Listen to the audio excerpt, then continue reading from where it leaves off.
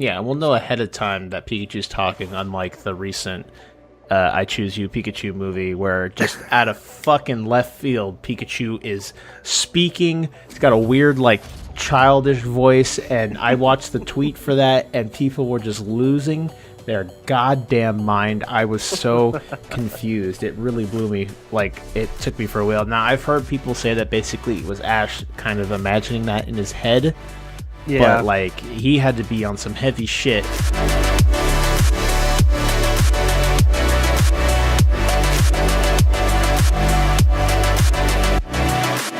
Hello, everyone, and welcome to episode 28 of the Thought Patrol podcast. This week, I am joined by Sam. Hello, sir. Hello. I am doing good. It is just as far as I know, for as of right now, it is just me and Sam for tonight. So, getting sensual.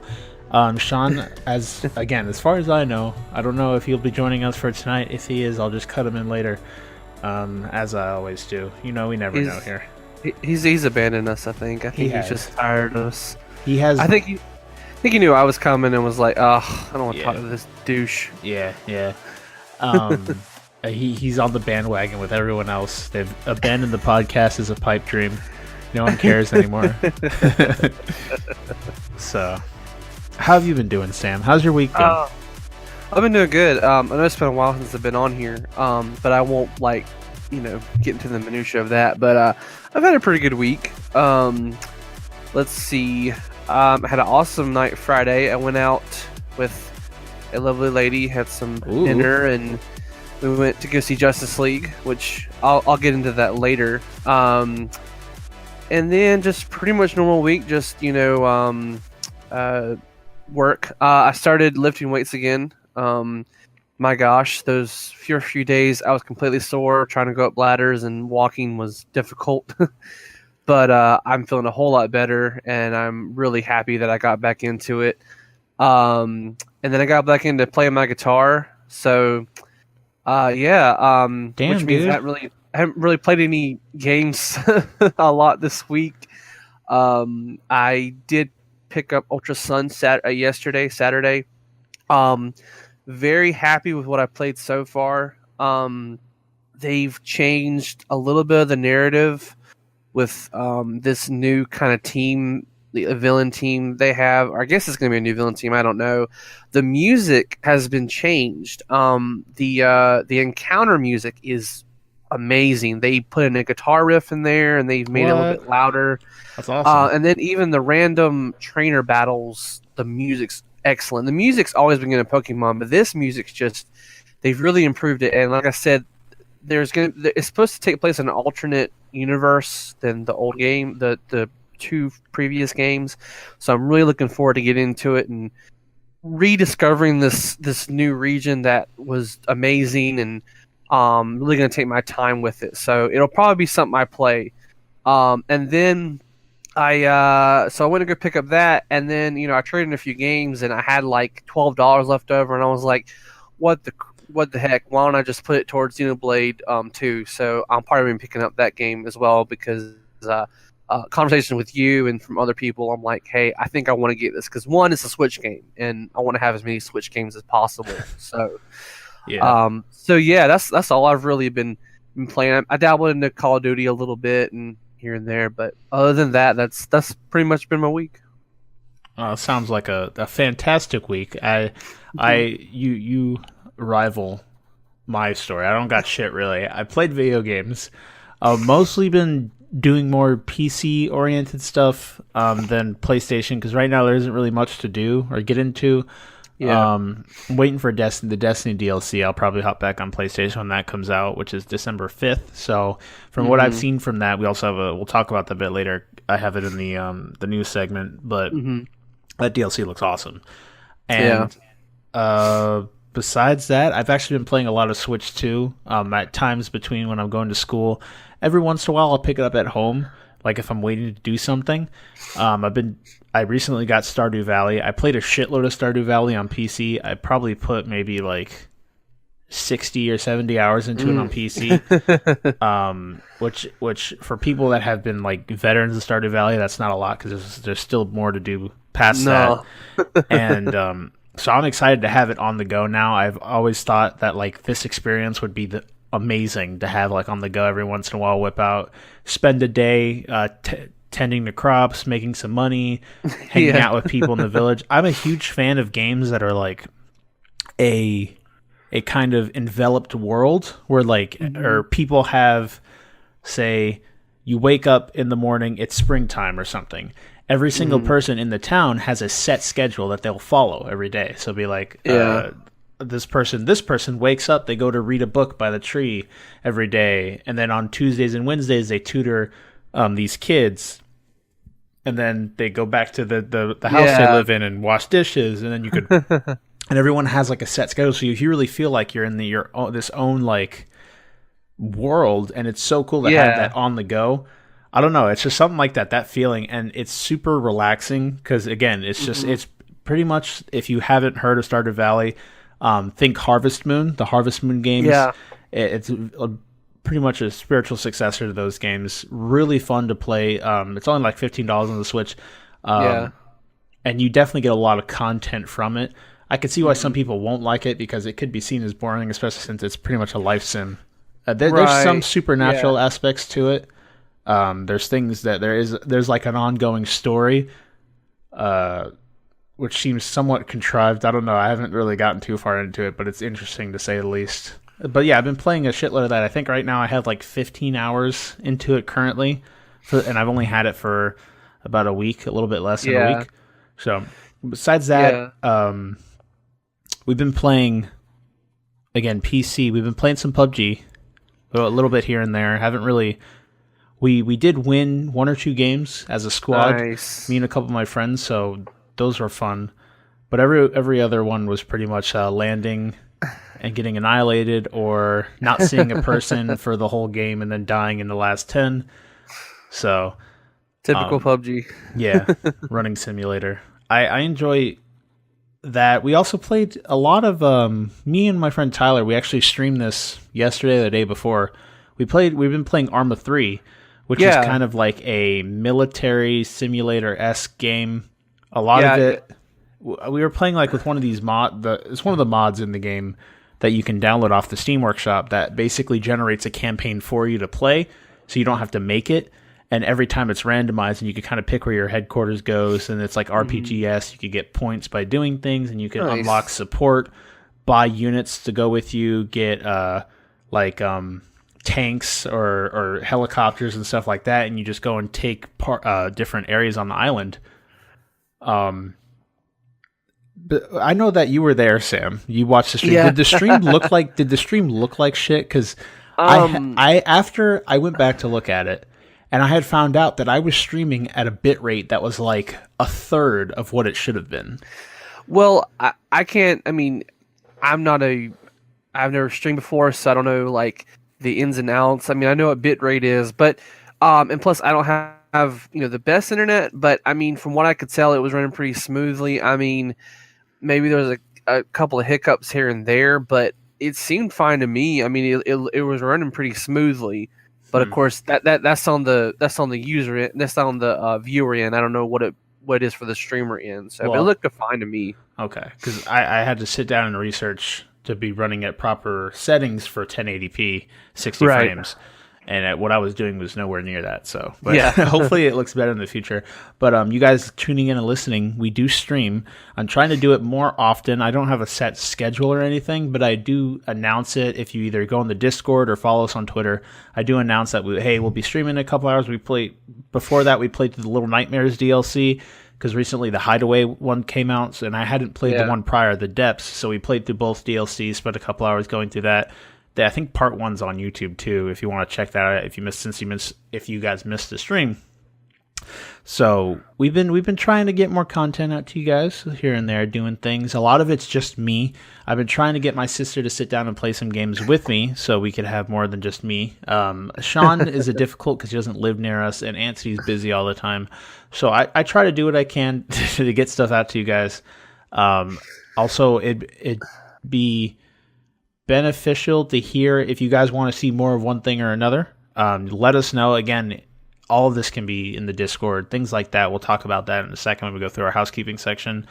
So besides that, the week's been pretty good. I'm just waiting for Destiny 2 DLC so I can hop back on PlayStation because I haven't really even touched it. It was so bad. I took it downstairs to show my dad the D-Day mission from World War II, and it stayed down there for like 4 days. I just left it on the floor. I forgot about it entirely, and so it's. There's not really much to do right now. I don't really care I didn't really care about Battlefront even before all the controversy, which we won't really get too much into because if any of you are watching a gaming podcast, you know about the fucking controversy. So we're not gonna. Well, and I just still and I've been I don't want to get into either, but it's interesting. I don't know if you've seen, but I know Disney has gotten involved now, and I feel like that now it might be actually pretty serious for EA.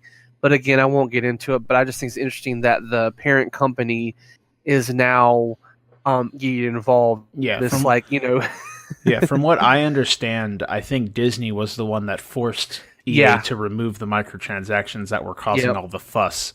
Mm-hmm. So they can. It's possible. I don't know how this will work, but it is possible that EA can lose the license to make Star Wars games. And then they kind of screwed the pooch. We'll see what Disney does. We all know that Disney is like the fucking Nazis when it comes to media. They're all about it's got to perform a certain way, and if it doesn't, then it can't be associated with Disney. So it is interesting. Also, speaking of Disney, we also had a reveal trailer for Incredibles 2 come from Pixar, and I am so giddy to see that because it's been like 15, 16 years since the last one came out. I actually have an unpopular opinion about this. What happened? Well, I saw it and I was excited, but I was like, are we really not going to progress further than maybe a year or two after the original? Or are we really going to have them as still children? Yeah, from what I've heard, that this movie will take place exactly right after. Because at the end of the first one, at the end of the first movie, they had that mole dude come up out of the ground. The Underminer, Yeah. And I don't know what happened to cause such a huge, I don't know if it was developmental hell. I don't know what happened to cause a 15-year span in between these movies. Yeah. But I can see why it could be jarring where it's like it's been so long and then boom, we're right back into it. There's no time elapsing at all. But I think that's also nice for people that haven't seen it. They could go and watch it, and they're caught up right away. And I feel like this might be a Jack movie. I don't know. It just seemed like they featured him, but and it's funny that they never really talked about how the powers develop in their universe. Like with him, I'm guessing all children of supers go through a period of like going through different powers and their genes, I guess, forming or finishing up. As they mature, they develop their powers. So I don't know if they'll explore that at all, because in the last movie, of course, spoilers, Jack went through turning into a monster, turning into fire. Set himself on fire. Yeah, so I'm wondering if they'll explore that more and say like, hey, is he an anomaly? Is he like got multiple? Is he gonna be the first super with multiple powers? Or is this just a normal thing that happens with supers? Someone play the My Hero Academia theme song, because I'm getting like heavy Boku no Hero vibes for some reason. Someone's going to do that. Someone's going to put the trailer and put the music to that. Or yeah, when the movie comes out, they're going to do... have you ever seen that meme, like, you say run goes with everything? Yeah. And it's basically that one like song where shit's hitting the fan in the middle of the anime, and they start playing that song, and people put it in like other animes, movies, video games, and it works with everything. That song is like the embodiment of like heroic spirit. It's so fucking good. That's awesome. But yeah, if you guys haven't heard of that, just search go YouTube, and it's You Say Run Goes With Everything. That's the name of the song, You Say Run. It's fucking insane. They just stick it on everything, and it almost works pretty much all the time. As long as it's edited properly, it pretty much works with everything. The music in that show is fantastic. So yeah, that's definitely something, but we have all the way until summer of 2018, so it's still a ways to go, but we all know Pixar has a very good track record with good movies, so I'm excited to see what they do, and maybe they will jump a little bit more into the lore of the world, and we can see what else is going on there. Yeah. I think besides that, not really much. Same thing, schoolwork, and then playing games and enjoying that hobby. And real quick, I've also I got Verve for a Verve? couple of months. It's that Oh, VR. Oh, the yeah, VRV thing, the anime yeah, thing. Verve. Yeah. It got Crunchyroll, Funimation. I got it because I don't know if you've heard of the show called Harmon Quest. It's with Dan Harmon, the creator of Community and Rick and Morty. He does a live action show where he plays Dungeons and Dragons with a couple of his Was comedian that friends and a special guest. was that also on like another? There's like another CISO. portal. Yeah, CISO. Yeah, CISO, that thing ads for it. failed. So Yeah, that that CISO's thing CISO's no died more. over. Yeah, But I watch it and it's really cool because what they do is they play, but then also they too all like animate it. it's animated, and I think that's awesome. And of course, it's very loose. It's not like super strict D&D. Plus, they don't say D. Well, they don't say D&D because of copyright. They're using Pathfinder, I think, as their game engine. But it's really fun, and I got it, and I actually got CISO, and then I switched to Verve. Well, then Verve also has Crunchyroll. It has all these other things. This is not an ad, by the way. Hashtag not But an ad. please, Verve.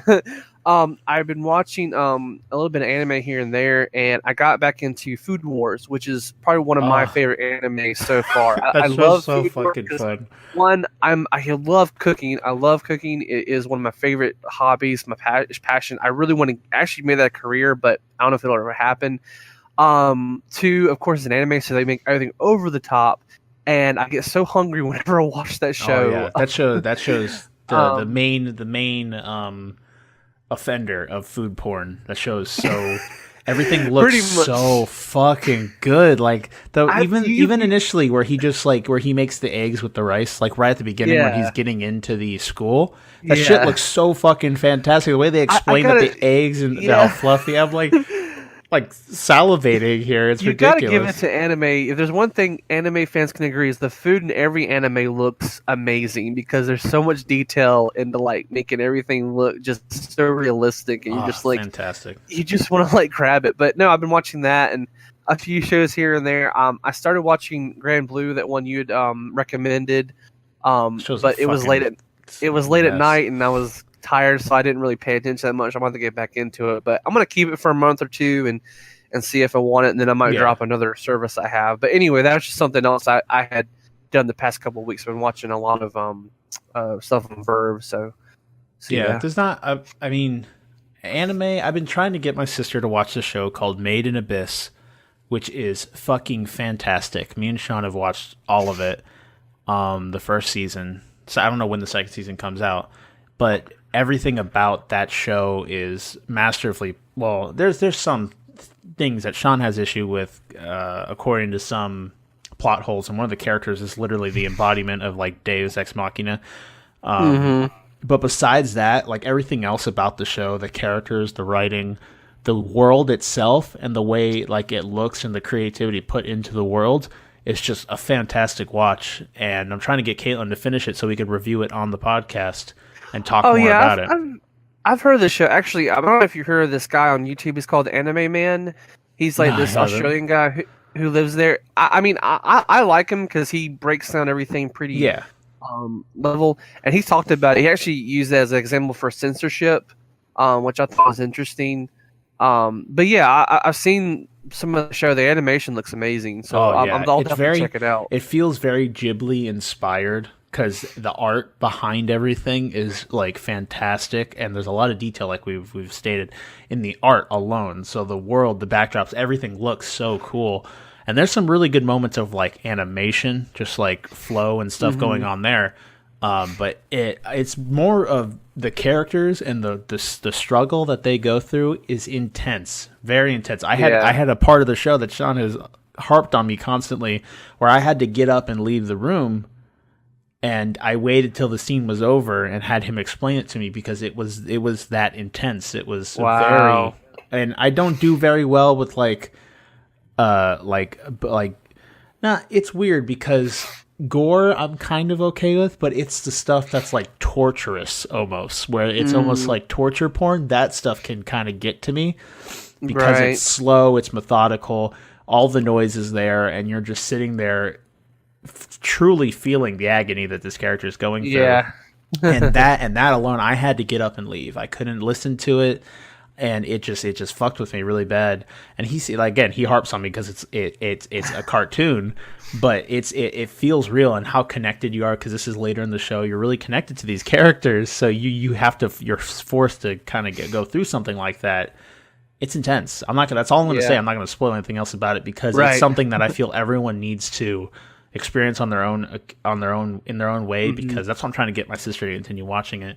Right. But it's really fucking good. And like Shawn has said, there's problems with it. We've talked about it. There are issues with the way that the story progresses. You can see that they kind of rushed it because they were trying to get into the nitty gritty. But besides that, it's more of a character study, and these characters going through shit that you just shouldn't go through as a child. So it's really fucking fantastic. It's the only thing is it's not on Crunchyroll, sadly. So I don't know where you'd be able to find it. I don't know if it's on Hulu or Funimation. We watched it. We illegally streamed it, sadly. I like to support. I pay for services, so I like to support it. It's just sometimes you can't find it. Like, I couldn't find it anywhere, so I had to watch it on 9anime. Yeah. But man, fantastic show. We also recently finished the first episode of the first season of Kekai Sensen, which is Blood Blockade Battlefront, which is really cool. It's like a show set in New York, and there's like this giant portal that opens up and releases like aliens into it. It feels very Men in Black-esque, because it's just like aliens coexisting with humans. Or like multi-dimensional creatures. And the main character, Katie's kind of useless, but there's one alien that pops up to him and presents him with these really cool, like, they're called the Eyes of the Gods, and he can see anything. And he has the ability to see anything and see through, like, high-level magic and shit like that, or anything like that. But his eyes look so fucking cool, Sam. Wait, let me see if I could get a picture, and I'm going to put it in the Discord. But the way his eyes look are so badass. So you can see what I'm talking about. Yeah, that's cool enough. But they look so... Oh, damn, dude. I want this picture as my background. Here, look at this. Man. Gotta love the fact that this is... Don't worry, guys. This is a podcast still. Here we go. Professional. There, look at that. Oh, wow. That's what his eyes look like. They look badass. Nice. It looks so fucking cool. And it's more of a crazy show, but it's got a lot of really good moments in it. It's a fun watch. It's got like the jazz going on because it's set in like 60s, 70s New York. It's really cool. Definitely enjoy it. Yeah, but besides that, I've been trying to. There's other shows that I want to sit down and watch, but I just don't get into them when I should because I'm a lazy fuck, and there's other things I can do. But there's other things I want to get into. Yeah, that's pretty much how that's going. So, then again, thank you for joining me, Sam. Thank you all out there for joining us tonight, or whenever you're tuning in. We appreciate you guys.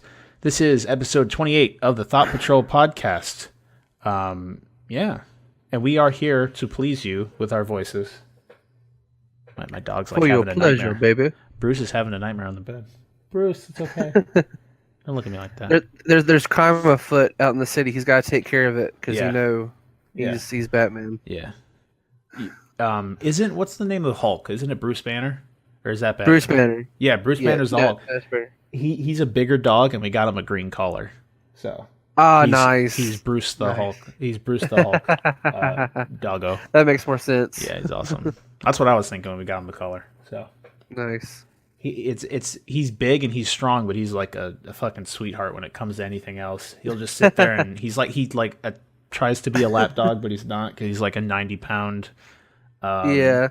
He's like a mix of a Staffordshire Terrier and a Mastiff, kind of. Wow. He's got like a brindle color to him too, so he looks like a Bengal tiger. He's really nice. He's awesome. We adopted him from the shelter. Oh, that's cool, man. Yeah, that's awesome. He's an older dog. I think he's 6 years old. So he's much more. The biggest thing with my mom was that she didn't want a younger dog because usually they're like crazy. And right. He likes to run and he has his moments, but he's very his demeanor is very laid back. He just wants to be loved on and stuff, and that's cool. There's kind of chills. So he definitely fits in with this family, being a lazy fuck and all. Yeah, we actually at my house we have 3 lab mixes. They're all siblings, and we've had them for about 8 years, I think.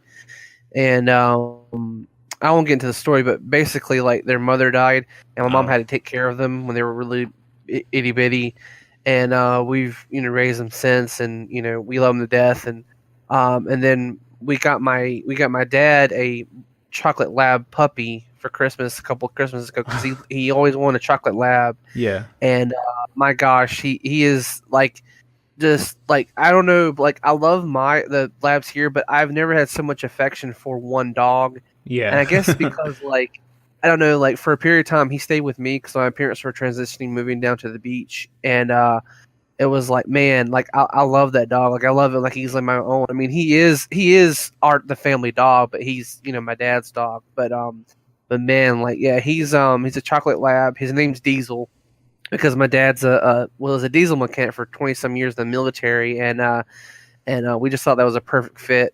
And then actually my sister, she just got two cats recently. So they're here too. So we're now cat and dog people now. So we've completed the circle Nice. of pets. Now we just got to get a gerbil or a mouse, I guess, and we'll have the trifecta of mammal pets. Nice. It was crazy. We because we have two cats, a rabbit, and Bruce now, and we've had like two cats forever. These two cats they were out by a Walmart. Well, actually, one of them was because the other one died. He had an issue with his pancreas or something. I don't remember exactly.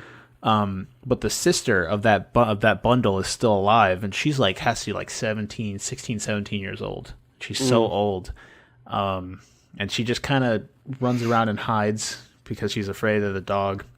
Boots is our other cat, and he was actually found by one of my mom's friends. And he was like in the middle of a street, and I don't know what happened to him, but he was very young and he was by himself and he was injured. And so she found him and basically raised him back to health, took care of him. Mm-hmm. And then she couldn't keep him anymore. Wasn't able to. So our other cat had just recently passed away, and we picked him up, and now we take care of him. And his name is Boots because his feet they're white and they go up to like halfway up his foot. So it looks like he has boots. That's awesome. And he's chill, super chill. He likes to hiss at the dog because the dog's still new. We've only had him for about a month. Yeah. But Bruce doesn't give a shit, man. He'll get curious and walk up to him, but the moment they hiss at him, he doesn't he backs off. He nopes off. So yeah, he's fine after that. But he's super chill. So awesome. Yeah. Okay. So ladies and gentlemen, that was dog talk. Yeah. So that was our pet palooza. That was our pet palooza. So let's move on to some housekeeping real quick. Get some of the clerical shit out of the way for you guys. Let you know what's going on, how to connect with us. We have a Discord. Like I said before, you want to come say hi to the hosts, chill out, drop a dank meme or two. We're all there. We'll be happy to hear from you guys. We have some other members in the community still there. You could also, if you hear anything in this podcast that you have an opinion on, you want to let us know what you think about, that you can leave a comment down below. I do look at all the comments. No, even though there's only a few, but still, I appreciate any comments you guys feel to leave. If you like this content, feel free to subscribe. Get us every week. This podcast comes out every week on Tuesday at 8 a.m. Eastern Time.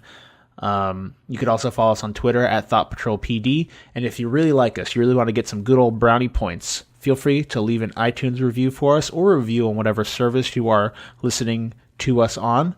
That'd be greatly appreciated. Be a good way to get more people in this community hanging out with us, chilling out, and just to grow. That's our MO right now, is to grow, get more of you wonderful people listening, interacting with us, maybe coming by, saying hi. That's our biggest deal right now, and we would really appreciate any help in that direction. So that's pretty much our housekeeping. We're going to move on to our mailbag. We have two questions, but one of them I'm going to save to use with the main topic, to coincide with the main topic. The first one comes from you, Sam, so I'm going to have you read your own question. You do that. Awesome. Hola, amigos. With all this talk of loot crates / boxes and microtransactions, I was wondering if we will ever see the day when the government or some independent entity will regulate in-game purchases of loot boxes, as they are technically a form of gambling. If it does happen, will there be other aspects of gaming business that will receive some sort of regulation? Love you guys. Remember, let the darkness consume you. Nice. All right.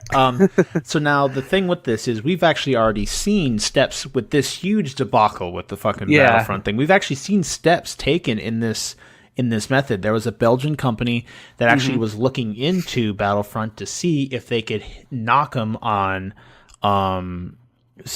setting this up as gambling. Now, one thing is that the ESRB has come out and openly stated, hey, we don't see loot boxes as a form of gambling. Oh, geez, excuse me. That came right out of the left field. Now, I don't necessarily agree with ESRB in this manner, because they see that when you buy a loot box, you're always acquiring something. There's always something that you're getting when you pay money for a loot box, so they don't necessarily see it as gambling. Now, the thing with that I have the issue with is that's entirely dependent on the person, the value of the items that you receive. So say if I go on Overwatch and I buy a box, I'm like, hey, I want to see if I could get something. It's an event going on. I buy 5 boxes. And all I acquire are skins for characters I don't play. Now, although I'm technically receiving something, if that item to me has no value whatsoever, that's lost money on my part. And that was a gamble. There's chances to receive something that I find value in. And the same thing can be said for other forms of gambling that we see in just society. Exactly. You say they have the roulette. You're putting choices on a chance to win percentages of the pot based on what numbers and colors you pick.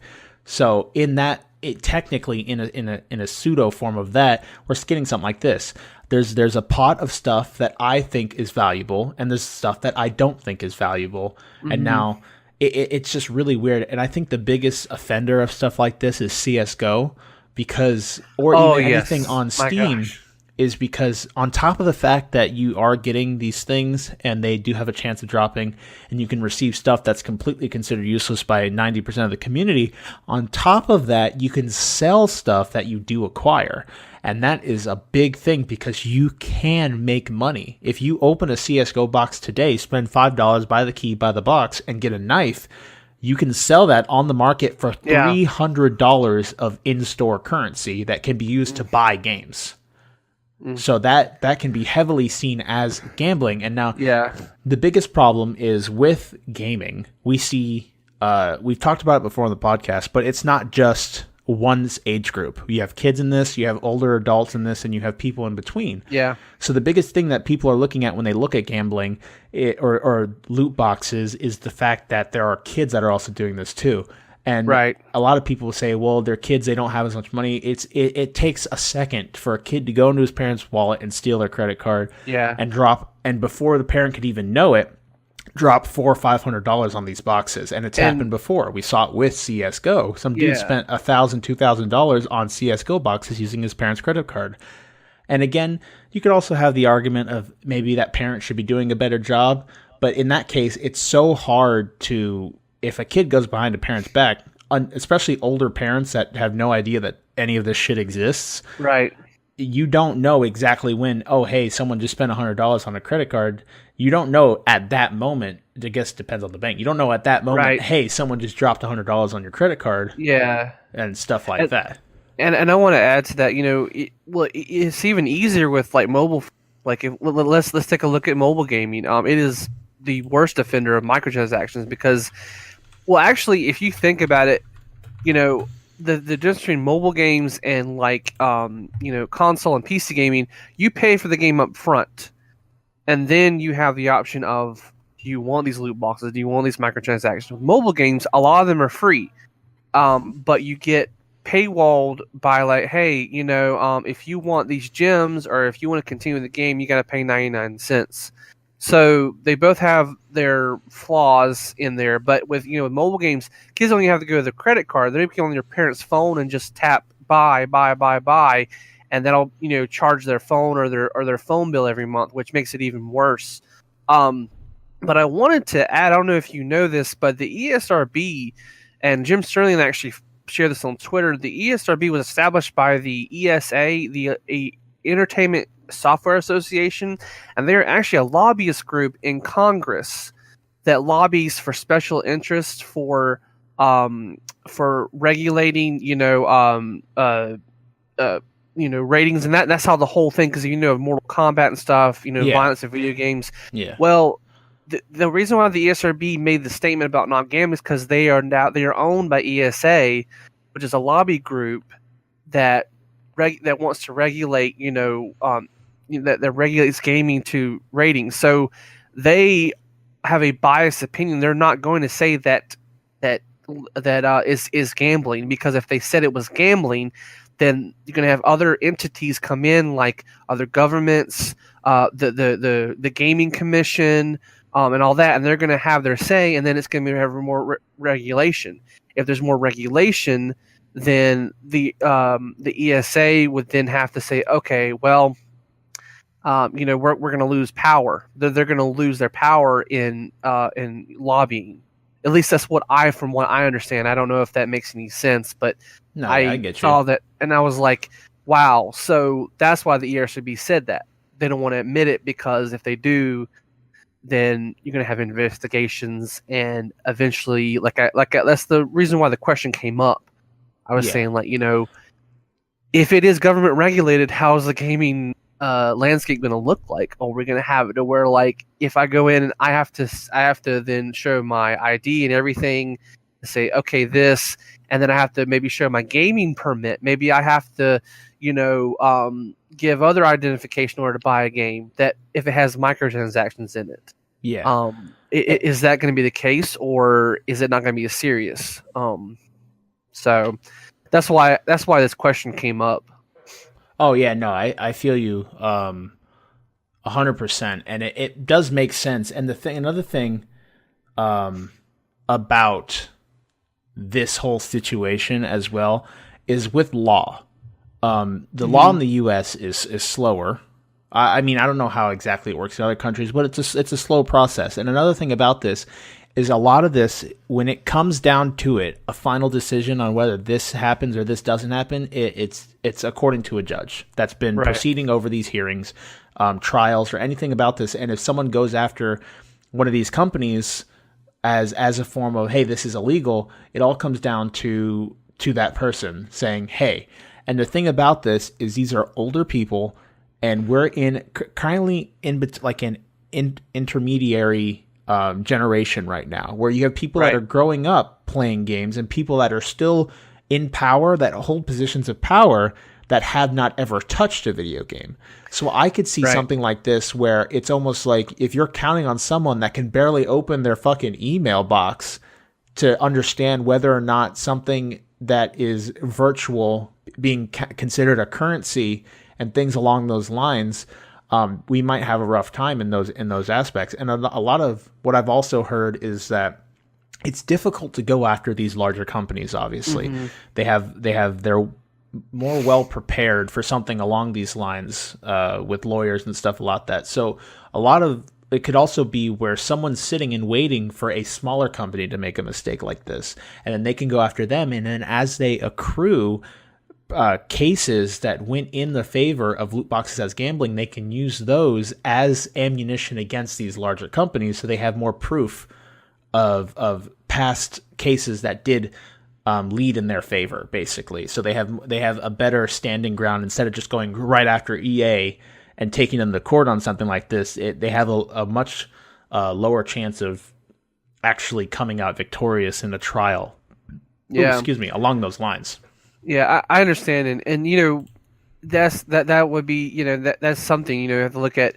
You have someone who, like you said, probably couldn't open their email, but I wouldn't say that every single person in legislation is completely non-tech savvy. I mean, there are some people who know how to do it, but for especially the judiciary branch, they're not very. I feel like they're very smart and they know the law, but when it comes to different types of media, because this is entertainment law. When we talk about this, we're talking about entertainment, and entertainment is often it doesn't get serious unless big money is involved or there is some type of criminal element to it. So that's why I'm saying, like, I think the criminal element would be exploiting children and people with disposable income being manipulative in a way to sort of not say force but entice people to spend extra money or spend more money when they've already bought the game. They've already made an investment and now they're having to be charged for it. It almost seems like other sorts of manipulation, like these internet companies, these cell companies. So again, it's just like it's almost like a full circle. Like everything's starting to look the same business wise in the entertainment world or the electronic world. So that is sort of my fear, is that we're gonna have it to where gaming is gonna be like internet, where you pay for a service, but then you get charged here and there for different things when you don't even want them.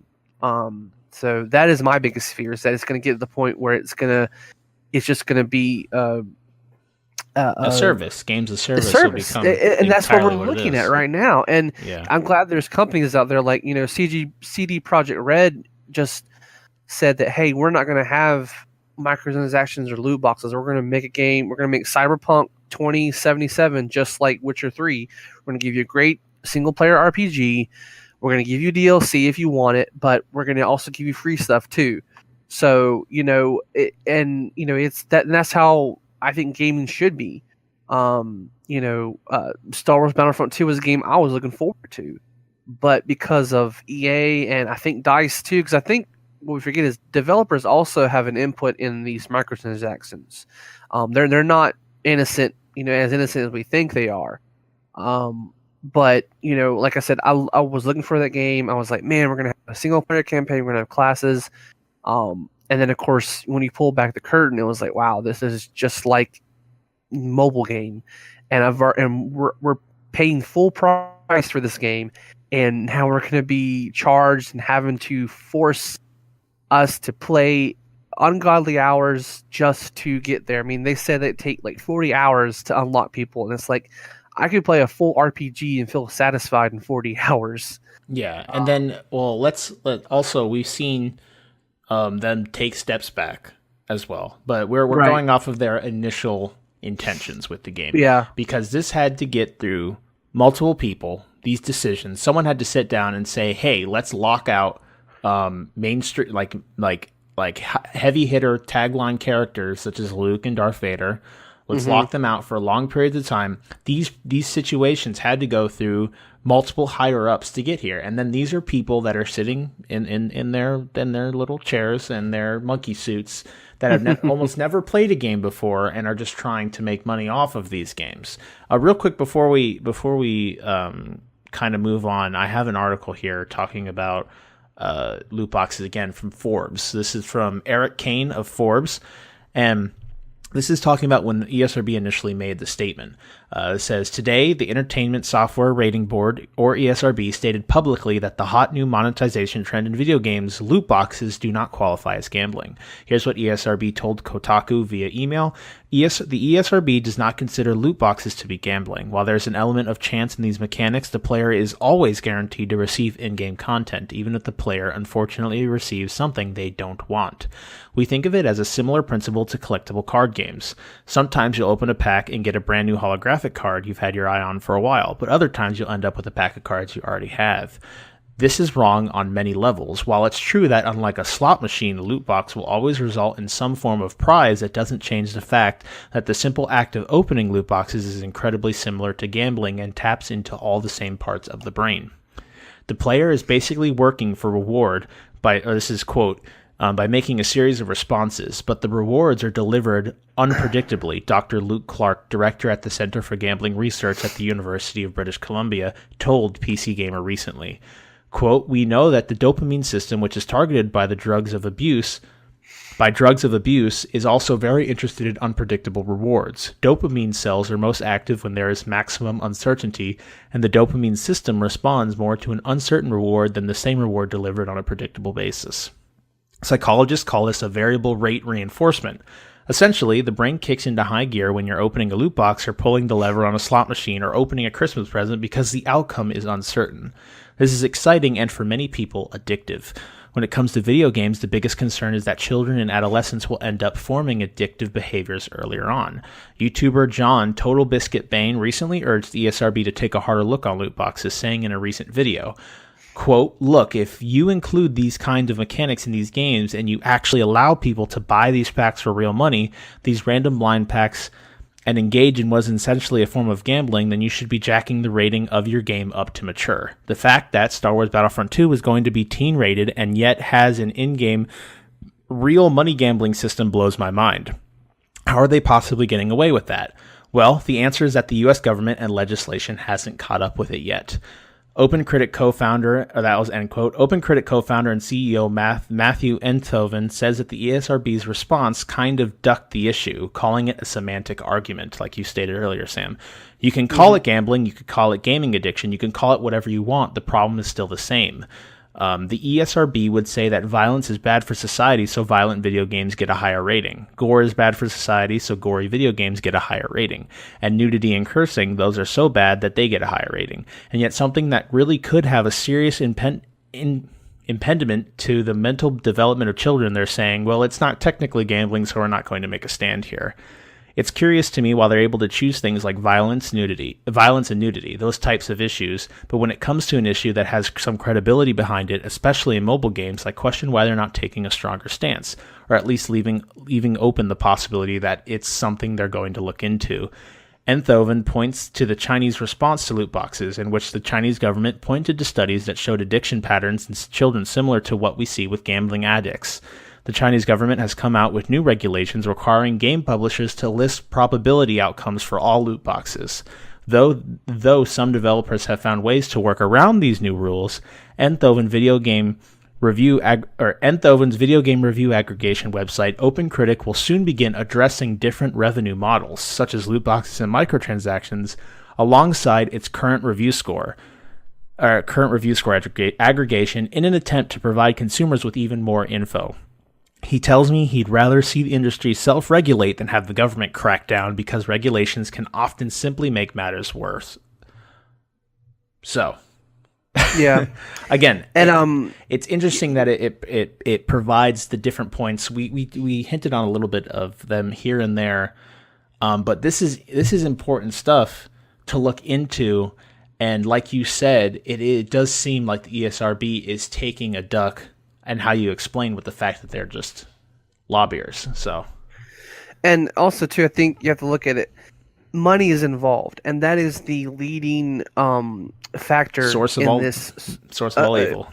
Well, and I actually want to clarify that the actual quote is the love of money is the root of all evil. Money itself is not an evil entity; it is the love of it that causes evil intention. So really, it is and that's a long-winded way to say the love of money is the reason why all this is happening. Because that's why. I mean, that's why you're not getting a mature rating for these games, because there's too much money involved. Because if people are making money, they're going to cover it up and use every legal loophole possible to shut people up or keep people from investigating this. Because if that happens, they're going to start losing money. Because when you have regulations, money can then get restricted and you can't make as much. You look at Las Vegas. There is regulations to that, and you have the game commission, but there's still workarounds in that area. You still have ways to profit by still manipulating people. So and that's the factor. It is the almighty dollar is the factor here, is why there is no regulation or no type of accountability for these big companies. Yeah. So, again, all of you tuning in, let us know what you think on this topic. What you think about loot boxes being considered a form of gambling, or even loot boxes in general. I know how we didn't talk about Battlefront. We talked about them in general because I believe it goes for everything. Even Overwatch, which a lot of people say is okay because it's cosmetic, still can be a root to these problems because it can still develop in children moving forward. So, again, it's something just to look at, to kind of present when you go to talk to the next person about what they thought about Battlefront's like, oh, the game was good. It's like, it's not just the fact that EA is a shitty company. We're looking at something a lot larger here that can be very problematic. These are looks into what these companies are trying to pull us into with gaming. And again, this isn't going to be like a complete Nazi overhaul or anything like that. We will always see smaller companies keeping it to basically the kind of, at that point, it might be the good old days, but still leaving it where you get a full game, there's no microtransactions at all, and then there's more, basically Witcher, there's more content that is good content provided in DLC you buy, and it feels worth it because you get decent amount of content. Witcher 3 has been used in so many analogies because it's such a perfect example of a good game, a game that was developed well, a game that was made well, and a game that even after it came out was supported properly. So yeah. So that was that. A little bit of a rant, I guess. We're almost an hour in. We got to get to the rest of the stuff. So we're going to blow through the rest of the stuff so we could get on to our other main topic, I'll call it, because that was kind of the main topic in itself. But funny guy, your question will be used during the main topic, so I'm going to leave that for later. We're going to move on to our game segment real quick. Sam, you've probably heard of it. It's basically Urban Riptionary. So I pull a word from Urban Dictionary, and I'm going to present it to all of you. And I'm going to have Sam throw some questions at me, see if he can guess what the word actually means. And then I'll see if I can find anything else that looks ridiculous. I'm already finding a couple in the alphabetical list. So. Oh, man. So, for this week, we have One-Eyed Angry Pirate. So, Sam, what do you think this? Ooh, well, One-Eyed already gives me an idea of what it could be, because One-Eyed is often associated with the male reproductive organ. Angry Pirate could be like an onomatopoeia. Maybe it's like maybe it is just shoot me a question. Like, you get 10 questions. Ask me a question. I'll give you yes or no. Well, does it have anything to do with the male genitalia? Yeah. There's a penis involved. I can say that. Okay. Does it have anything to do with orgasming? Yeah. Yeah, there's an orgasm involved. I can say so. Is it does it have anything to do with masturbation? No, there's no masturbation involved. Okay. That's 3. Is there more than one person involved? Yes. Okay. That's 4. Does it have to do with ejaculate getting onto a body part of the other partner? Yes. That's 5. You're making good progress. Is it does the ejaculate get on an eye? Yes. There's an eye. That's 6. Is it when the man ejaculates on a woman's eye? Okay, you have a section of it. It's about half of it.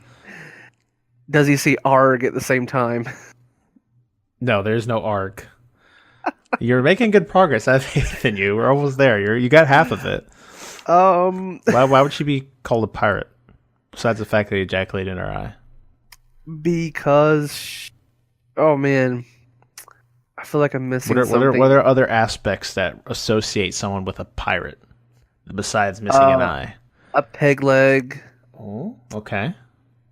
Making progress. Is she a hooker? No. Okay. Where did that come from? Well, hook. I'm thinking hook like a pirate. Hook. Man. I'm drawing a blank here. You're close. Well, it's 1, 2, 3, 4, 5, 6, 7, 8. You have 8 questions down. You got 2 more. Is the other part has to do with the fact that there's another aspect of the pirate that's being represented here in this fantastic piece of semantics. Let's see. I'm trying to go over the aspects of a pirate.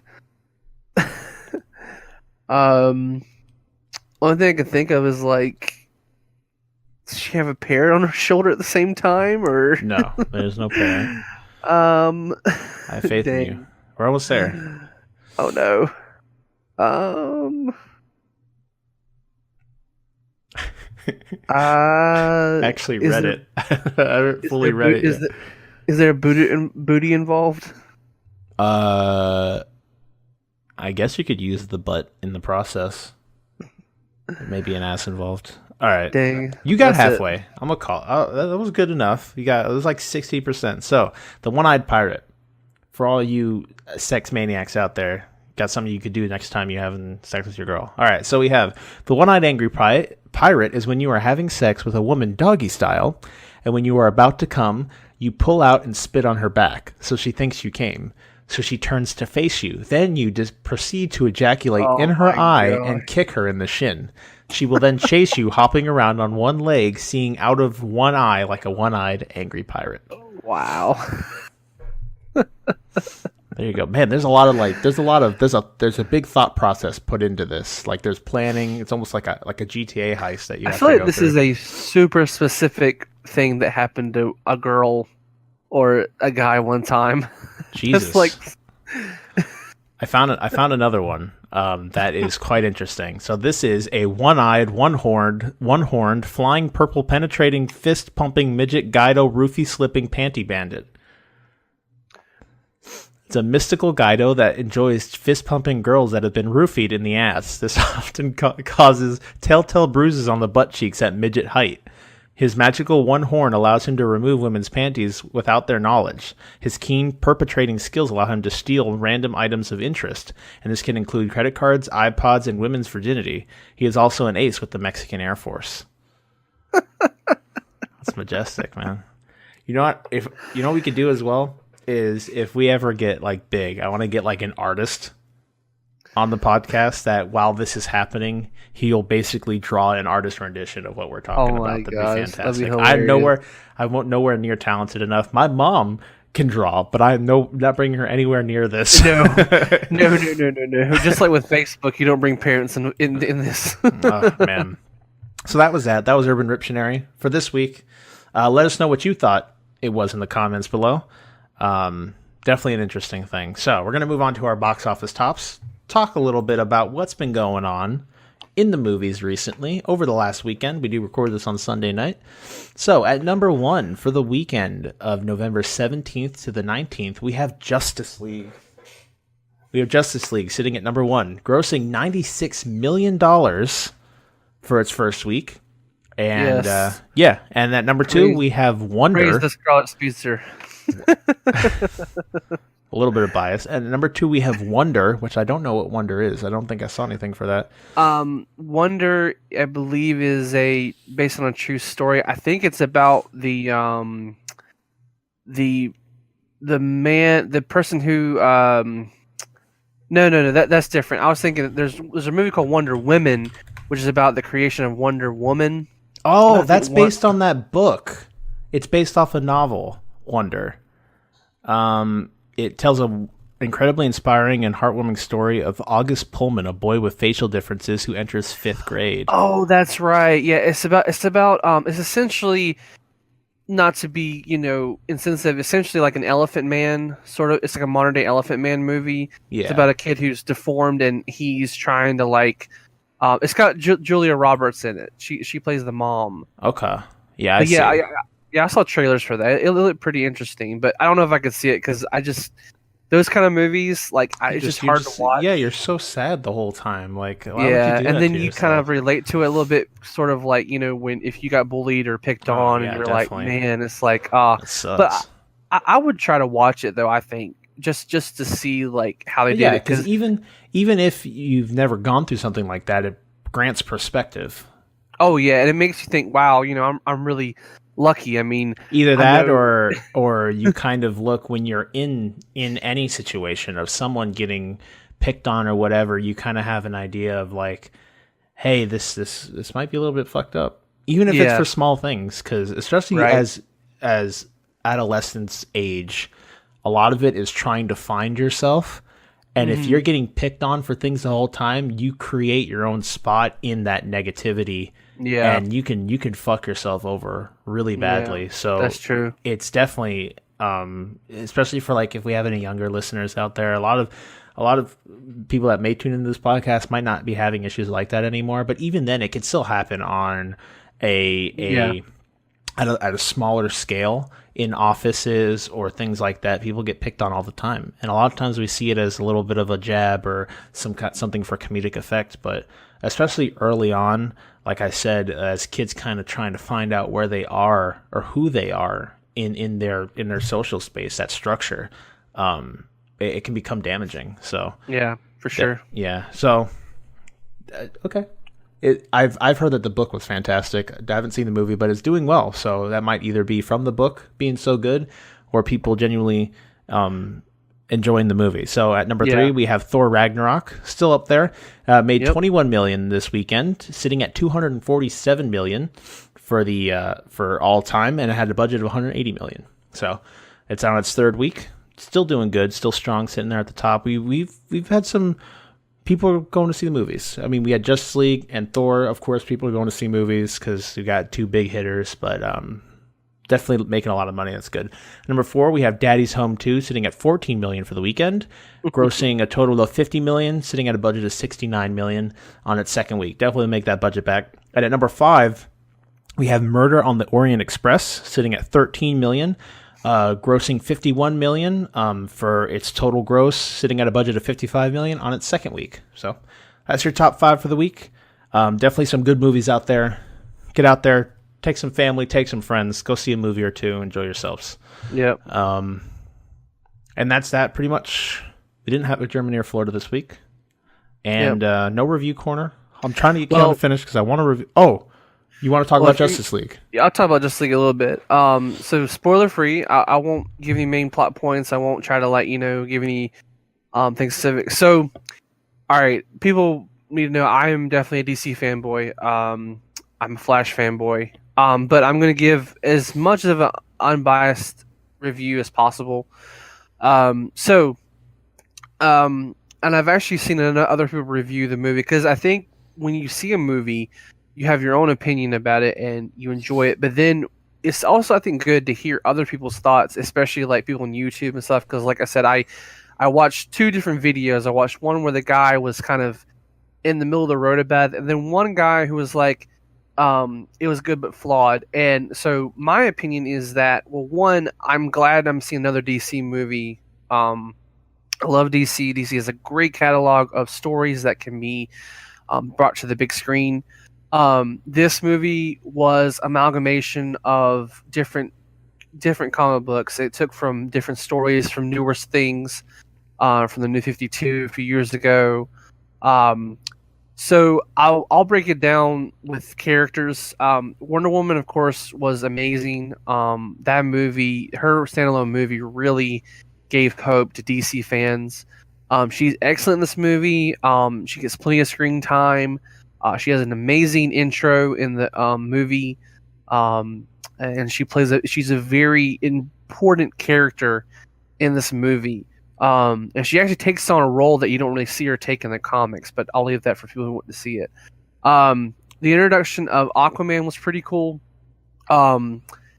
Definitely great casting pick for Jason Momoa. I'm glad they picked a South Pacific Islander because it makes so much sense. I mean, because Arthur Curry in the comics is blonde, white dude, and I felt like that was such a weird thing, but to make him a South Pacific Islander makes so much sense.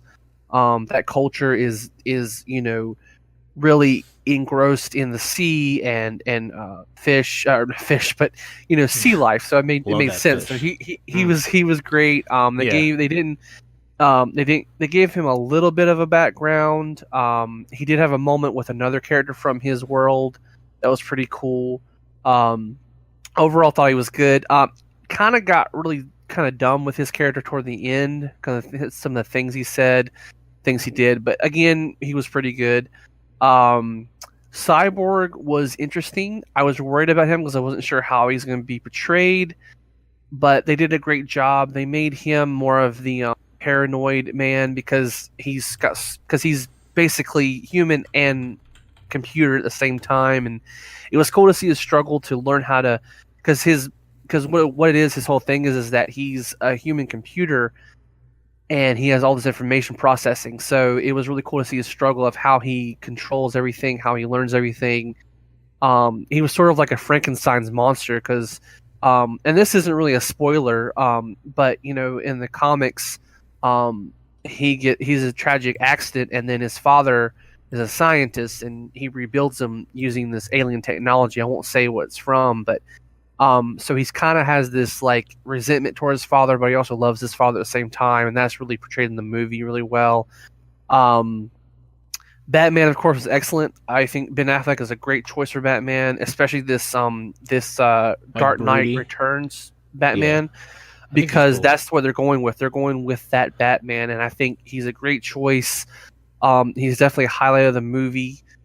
And also there's a lot of human sides to him. I mean, he is human, but it's really cool because in the movie they show his limitations.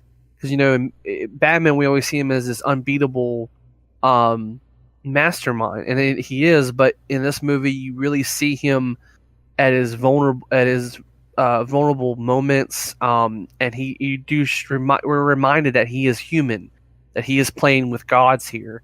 And it really shows his limitations, which is fine. It gives him that human element. It's the one we can relate to. Now, I'm about to talk about the Flash. Now, I want to preference. I am a Flash fan. He's my favorite hero. But, a little bit of bias. But I'm going to be as unbiased as possible.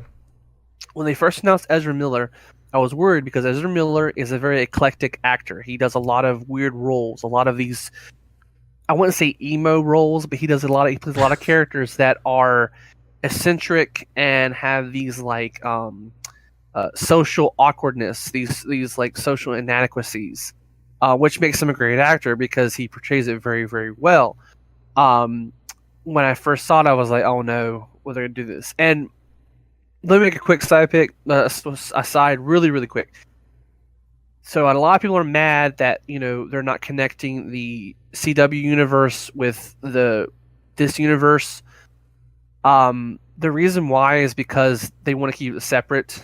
Because Marvel connects theirs, but for some reason DC didn't want to do that. That's their choice. They gave a kind of a bullcrap answer of like, well, they could be parallel worlds. It could be like, this Flash is different from this Flash, which is true. There is a multiverse, but I feel like they could have connected it somehow. Anyway, so we're introduced to Barry Allen, and I was real worried because they made him very young. Because in the Justice League pantheon, he is about his mid-20s, and he's already been a forensic investigator for a while. He's very cautious, very methodical. He does a few quips here and there, but that's why I liked him. In this, he's a young kid. He's super smart, though, very intelligent, obviously. The interaction with him and Bruce is pretty cool. It's something like a father-son dynamic. They made him the comic relief in this movie, which I was fine with, because most of his jokes were pretty funny. A lot of it was physical comedy, which is always great. I'm a big fan of physical comedy, but a few of them fell flat. A few of them were like he said it and kind of waiting for a laugh, and crickets. Crickets. It was crickets, and someone made a point of him being terrible at combat and stuff. And well, the thing is that he's never been on a team before, and also too, he even tells Batman, "All I've done is just push people out of the way and saved people. That's all I've really done. I've never really fought before." So when someone made the point of he sucks as a fighter, well, how can you expect that? He's a young kid. He's probably never faced anybody before, because he never mentions any villains or whatever in Central City. They have it. He didn't talk about Reverse Flash. He didn't talk about Grodd.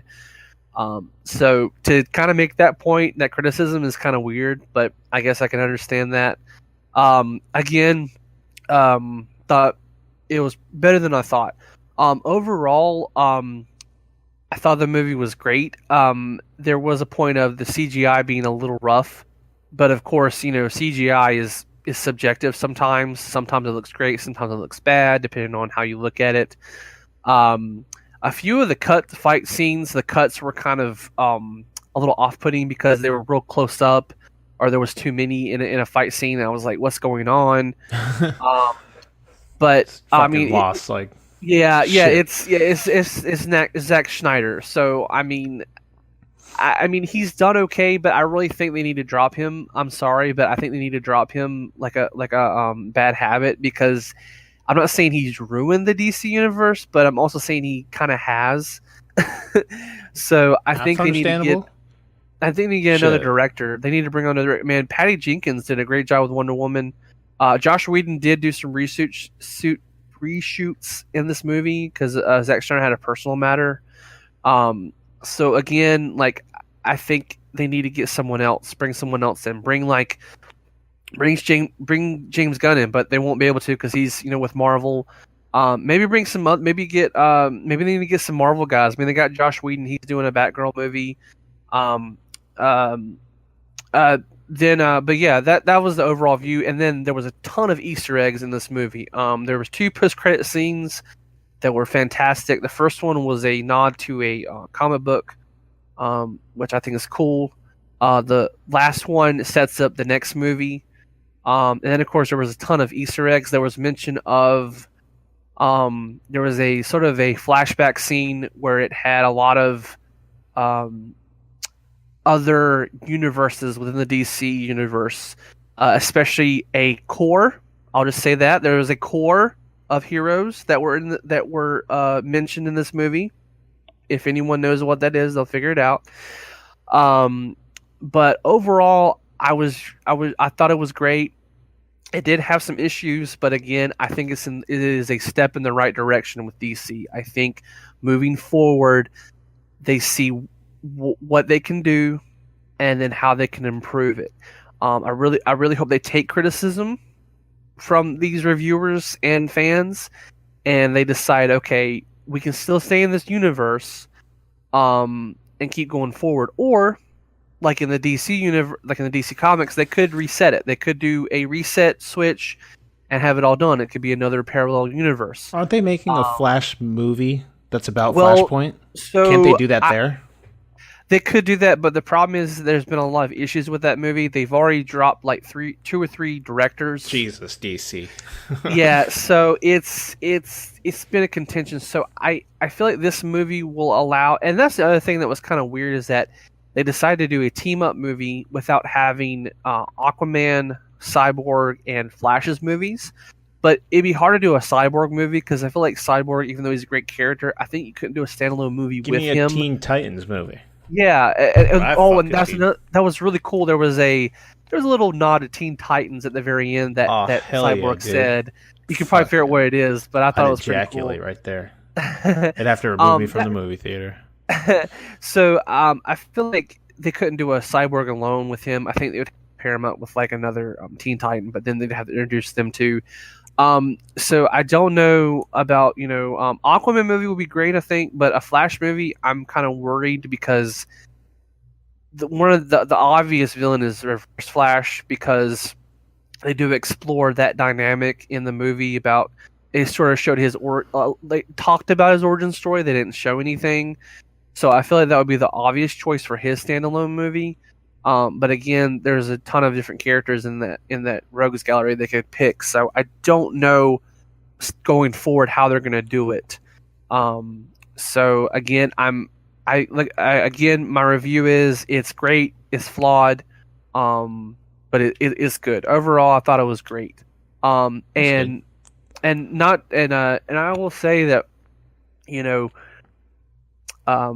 I don't think they'll ever get up to Marvel standards or ever get up to Marvel's numbers, but I'm just glad that there's another universe of comic book heroes that we can go to, because again, I like Marvel, but DC's home to me, and I just hope that they will take this criticism and go forward. And I'm sorry, but you need to drop Zack Snyder. That's my conclusion. Moral of the story: drop Zack Snyder, please, DC. So yeah, I highly recommend it. And of course, if you don't agree with me or whatever, that's perfectly fine. Go fuck yourself. There's a lot of other issues in there that I may have overlooked, but overall, highly recommend it. Anyone want to see it? It's a good action flick too. I mean, it's great. So I think people will enjoy it. Well, thank you for that. I appreciate it. I still proceed to drop the ball every fucking week. I have not gone to go see a movie in theaters for a long time. And the next one we're going to go see is the Howl's Moving Castle, which is next Monday, I think. So yeah, that got me fucking pumped though, dude. I'm so excited. And I want to say real quick, my new favorite theater chain is Regal. Man, Regal. We have a Regal down here. It's pretty good, dude. Like I've been to Where do you normally go?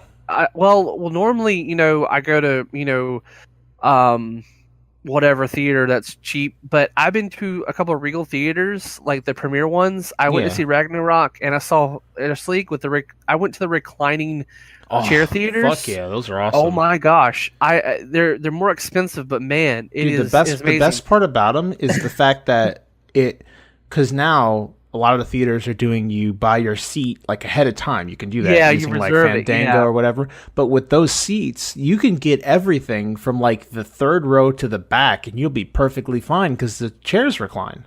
Yeah, I've sat in the third row like for every one of these Ghibli films because they sell out so fucking quickly. Yeah. And those rows are completely fine. You let the chair recline, and you're perfectly good to go. You don't even have to worry about it. So it fixes that problem.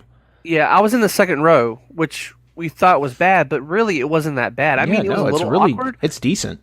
But yeah, and oh my gosh, like just so comfortable. Anyway, but I would say if you go see the movie, see it at a Regal because the reclining chairs are the way to go. Yeah, that's the way to see it. We've had a Regal next to our house for like ever. We've always gone there. We've been to there's a Cinemark down the street too. That's like Egyptian themed. That's pretty cool. We've been there every once in a while. But Regal's where it's at. We've been to Regal the most. And they're building an AMC near one of the malls next to us, which I haven't gone to often, but it's like it looks fucking huge. So it's be exciting just to go see a movie in there and see what it looks like. Yeah, AMCs are nice. I don't know if they have reclining chairs, but AMC theaters are pretty good. I think it depends on how new they are, because I think this one will have reclining chairs. True. Yeah. True. All right, so let's move on to there is no what to look for. We actually have no like provincial games coming out this week. There might be games coming out, but nothing that's like huge. So we're gonna move on. Crazy. Yeah, so we're gonna move on to our news section. Get through some of these articles before we move on to our main topic, which we're gonna be talking about this whole Elsagate and AI in general. So Elsagate, we'll get to that when we get past the news. We'll explain to you pretty much what's going on with that. So we're going to go back and forth with these articles. I'm going to have you read one, Sam, and I'll read one, and we'll blah, blah, blah, blah, blah. So do you want to read this one about Detective Pikachu for me? Sure, I will.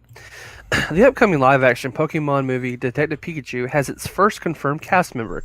It has been reported by Variety that Justice Smith, best known for the Netflix musical drama The Get Down, will star in the film.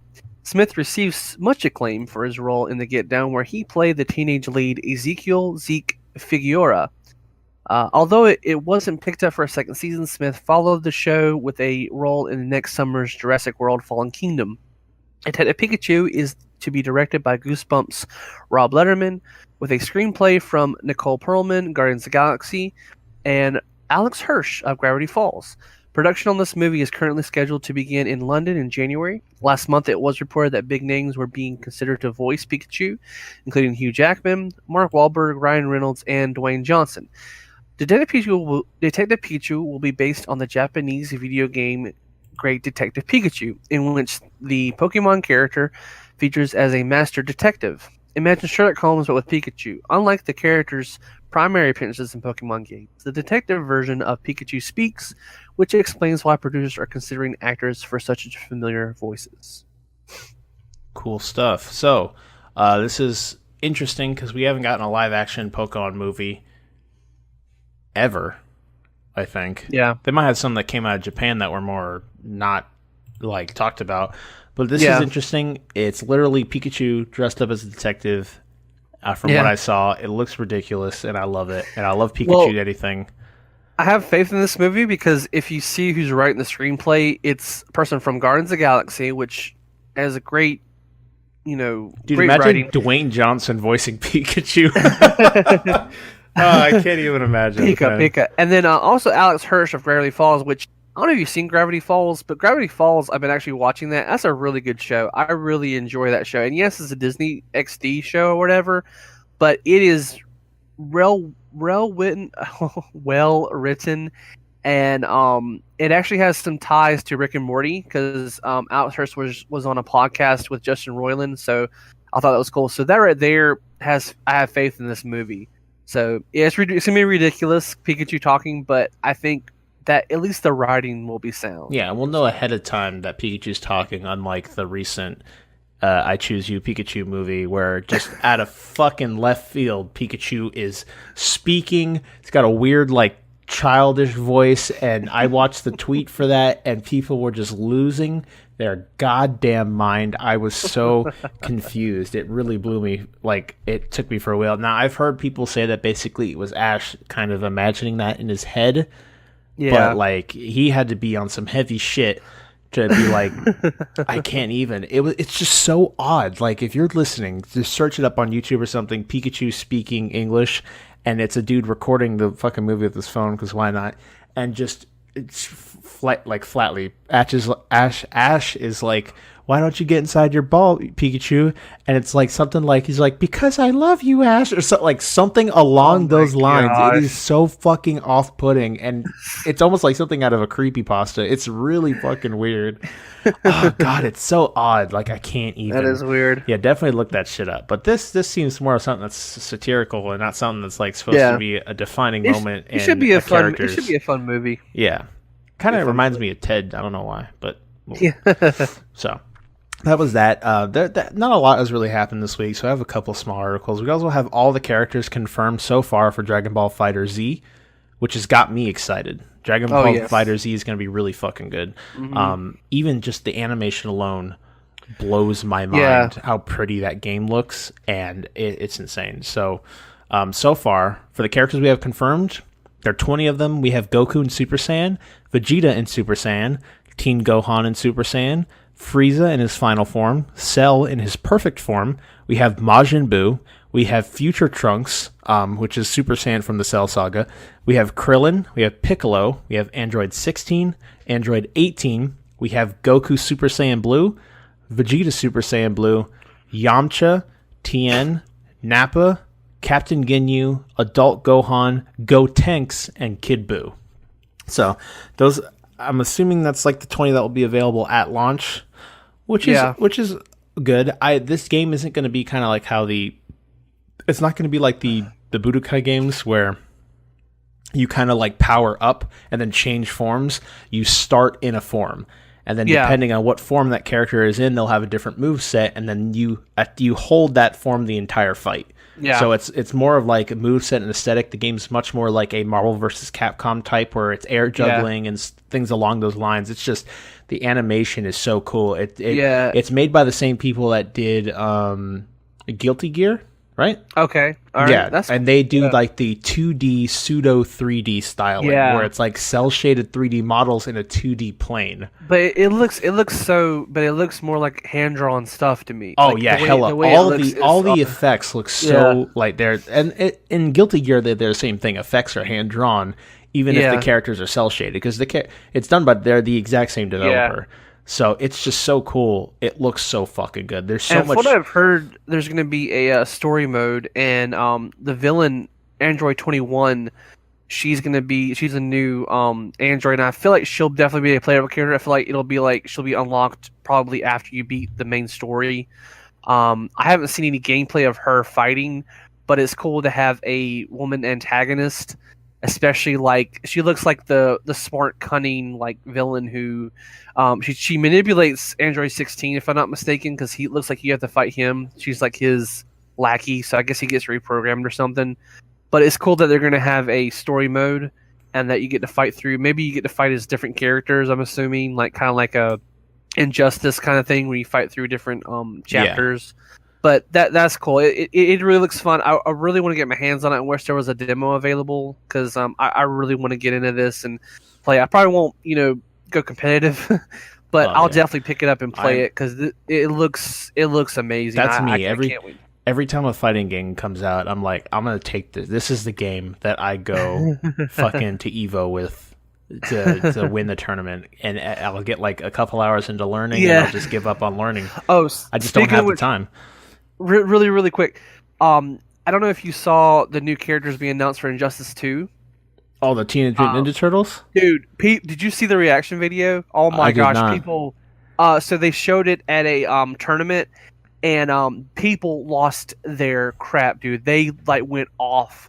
So it's Enchantress and Adam is the new pet, and then they're adding all four Teenage Mutant Ninja Yeah, aren't they Turtles. like one character that Yeah, swap in and out? That's of one combat? character. It's basically the character power slot. So I guess like you press circle and then you switch, and then Yeah. each of them probably has different attributes. Maybe like Mikey's really fast, Raphael's a bit higher attack, maybe Donatello has more defense, and Leo's like all around.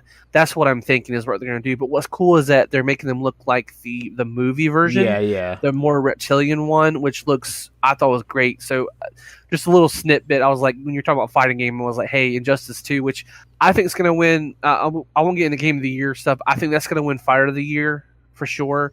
Our fighting game of the year. There's not really much to contest it. No, I it's mean, the only other game that was Street coming Fighter out. 5. The only other game that was coming out was Marvel. No, Street Fighter 5 is way past. It's in its second year. Oh yeah, that's right. Yeah, Marvel vs. Capcom Infinite was terrible. Well, yeah, I've heard that the game itself, the mechanics of the game are good, but it looked like fucking Play-Doh.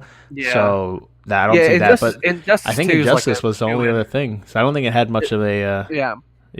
Well, yeah. But real quick, I just want to throw that in because I was really excited, and I was definitely. like, man. So if anybody out there look up reaction to TMNT Injustice 2, and it's so awesome to see all these like 20-something-year-olds like going crazy seeing the turtles be put in Injustice. Yeah. Which is pretty cool. Yeah. So moving forward, we have recently Destiny had a live stream showing off some of the details of the Curse of Osiris expansion coming to Destiny 2. We got a lot of new information. So we've seen what Mercury looks like. I think I'm going to go over basically kind of the things that they announced, and then we'll talk about it real quick. So Mercury now has 3 forms that you can travel in between, using these pillars of light as you come down onto the planet. There is a present form of Mercury. There is the Golden Pass, which is like the lush before the Vex arrived, and then there's the dark future, which is when the Vex have completely taken over Mercury. And you move in between these 3 zones that have Mercury, but in a different, like, they're in different times, basically, because this is the Vex we're dealing with now. So that's really cool. I always thought the Vex themselves were interesting enemies because they travel through time. And they're basically like they're like watch over time itself, kind of in a way, and they manipulate it to kind of help themselves succeed. It's so weird. It seems like it's an impossible enemy to fight against. So I'm really interested to see, especially with Osiris himself, and him being able to move through these areas unaffected when the Vex are affected, which is cool, that we saw in the trailer. Osiris looks cool as hell. I think his ghost looks cool as hell, Sagira. Yeah. We also got information on the new raid activity, what it is. Basically, now the Leviathan has raid layers, there's going to be 3 sections of the Leviathan. The original Leviathan raid, which will be the longest. There's the new raid layer, I think it's called the Eater of Worlds, something like that. And this raid layer will be basically as challenging as a raid, but not as long as a raid. Mm-hmm. So it'll still be a 6-man activity. You go in, there'll be new gear connected to it, and it'll be set on the Leviathan, but it'll be completely new. New encounters, a new final boss, and just as difficult as the Leviathan raid. And then when the next DLC launches in spring of next year, we'll be getting the next raid layer. So it'll be another new set of encounters all set in the Leviathan. Also seeing new gear. The lighthouse is back. It's cool to see the lighthouse, what they've done. They also have this cool glyph wall where you actually have a forge that you can build gear depending on quests that you do. And I think there's like 12 glyphs, so you could build 12 exclusive items that are connected to that wall through questing in the area, which is cool. We got to see a little bit of the new exotic called the Colony, which is an exotic grenade launcher that shoots, and if the grenade misses, it spawns these little spider robots that will proceed to seek out a target and explode, doing the same damage that a direct impact grenade would. So definitely really cool exotic. One of the big problems that people have with Destiny 2 is the fact that the exotics were not very interesting, or the new ones that we received, there wasn't anything that like felt fucking cool. Like we had the Necrochasm or like the Thorn, and they had all these really cool Destiny 1 exotics that were just super awesome, and you had to grind for it. And then Destiny 2, a lot of the exotics, some of the best ones you got early on in the game through simple questing. So hopefully when they bring in these new exotics, they make it where there's a barrier, a decent sized barrier to entry, so people take some time to actually get this gun, and it feels like it's special and unique, unlike a lot of the exotics from the base game.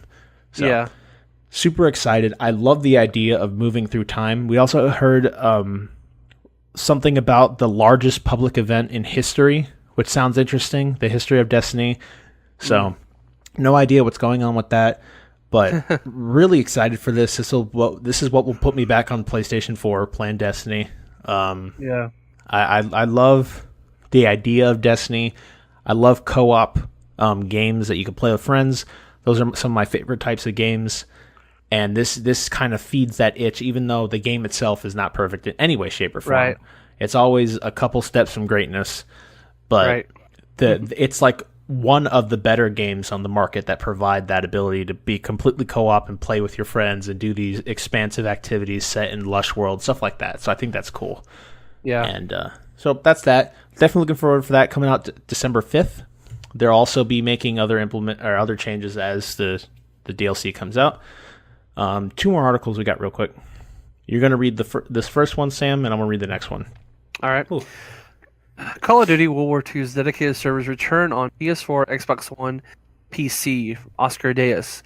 Call of Duty World War II's launch hasn't quite been perfect. It's been a critical and commercial success, but it also has been hit with server issues. In response, developer Sledgehammer temporarily deactivated the game's dedicated servers and switched to a P2P setup, peer-to-peer setup.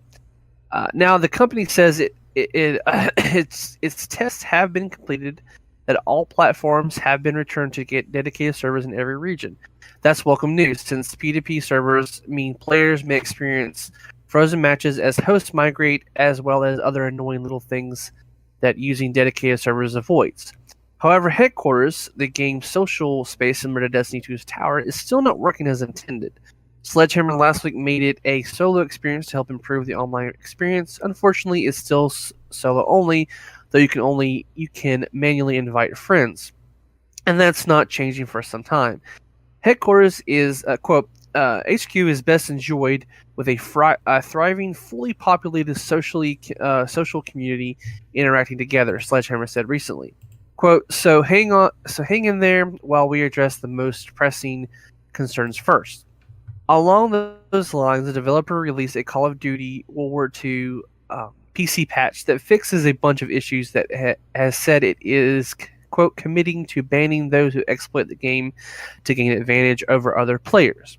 Finally, the launch of Call of Duty World War II's microtransactions has been delayed as a result of multiplayer's ongoing issues. All right. So they continue to work on Call of Duty. I think I really like Headquarters, and I want it to work properly. Yeah. Because it just doesn't. And it's like some of the cooler moments that I remember from the game are like when we'd get like huge loot box chains of people watching each other open loot boxes and just raining loot boxes from the sky.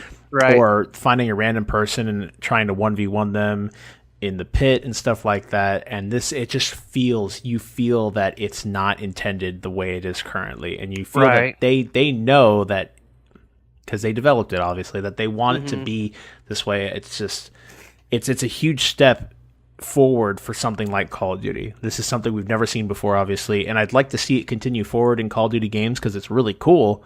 And even though it may not feel like necessary in a Call of Duty game, it's still nice to have, and I like the idea of it being Destiny-esque the way it is, and you walking up to people and picking up challenges. It also helps with immersion as well. So hopefully they get that fixed. Yeah, hopefully. Because I really enjoy Call of Duty 2 multiplayer, even though it's a typical Call of Duty. But I definitely love this game. Because I was really hoping for a World War II game. I didn't. This is actually the first Call of Duty game I bought since Ghosts. So Yeah. Because I avoided Advanced War Black Ops 3. So I was really happy to get this. So hopefully they'll fix that and they'll be able to move forward. Yeah, I'm in the same boat as you. The last Call of Duty I owned was Black Ops. Well, yeah, Black Ops 3, and that's because I bought a PlayStation that it came with. That's the only reason I had it. I played it for like 3 days and stopped touching it. Yeah. Because I decided to play Fallout 4 instead. So that's that. I do like the Call of Duty multiplayer. I don't touch it that often because I've been doing other things. Like recently, Siege had a 50% off sale on Steam. Yeah. And I played it on PlayStation, but the problem I had with PlayStation, on top of the fact that I don't like the controller in that game for some reason, like having a controller, I also don't like the fact that it's been like downgraded for the PlayStation. So some of the things look like Play-Doh, and it just looks so much nicer on PC. And again, the elitist master race bullshit, I'm just saying, it's whatever. PC master race. I got it for $7, so of course I'm going to get it again. That's one thing you gotta say about PC gaming is that it's a whole lot cheaper. Yeah. So hopefully I'll be able to get me a PC. Well, once you get there, once you're there, and even a lot of people, there's like these misconstrued, like, oh, getting a PC is expensive. But there's a lot of services that provide financing for computers. My computer was financed. I have a 1080. I have a i7 7700K. I have 600 watts of power. I think it's 16. Either 12 or 16 gigs of RAM. I have a 4 terabyte hard drive. I have 500 gigs of solid state drive. And I only spent like $1,600 on it, and it was built for me and sent to me, and I'm still paying it off, but it was all financed. So I put it all depends on your credit score, obviously, but I had a percentage of it financed for me. So it's definitely not that impossible to get into, and you don't need the top of the line. The good thing about PCs is they're modular. Yeah, you get something basic that you can do most of what today is, and then worry about the future later once you save up some money and go for a cheaper option for now. But again, I'm not saying anything is master race, because I think PlayStation had the best exclusives this year, and it's one of the reasons that this year was one of the best years in gaming. Well, one of the reasons, yeah, because Nintendo did their fucking stepped their foot down too in the same manner. But I think it's good to have, especially for content creators like we are. It's almost a necessity to have a decent computer. Yeah, I can't explain to you how hard it was to make the podcast on my shitty ass laptop before this all came into play. I can't imagine. Yeah, I'd have to set my day around just rendering the video, and all it was video and sound. It was a picture and sound. It wasn't even moving video, right? And it would take 4 to 6 hours, and it is insane. So, but this I could do it in 30 minutes now. Yeah. So it's a huge blessing, especially trying to make a decent content. For sure. So with that, we have a final article. We have new content coming soon to the farming marriage sim Stardew Valley. Stardew Valley's recent launch on Nintendo Switch wasn't the last thing in the game's development pipeline. In addition to a long-awaited multiplayer mode, developer Eric Barone announced today that he's also working on some new content. On Twitter today, Barone teased that he'll bring something new to the game alongside the multiplayer update.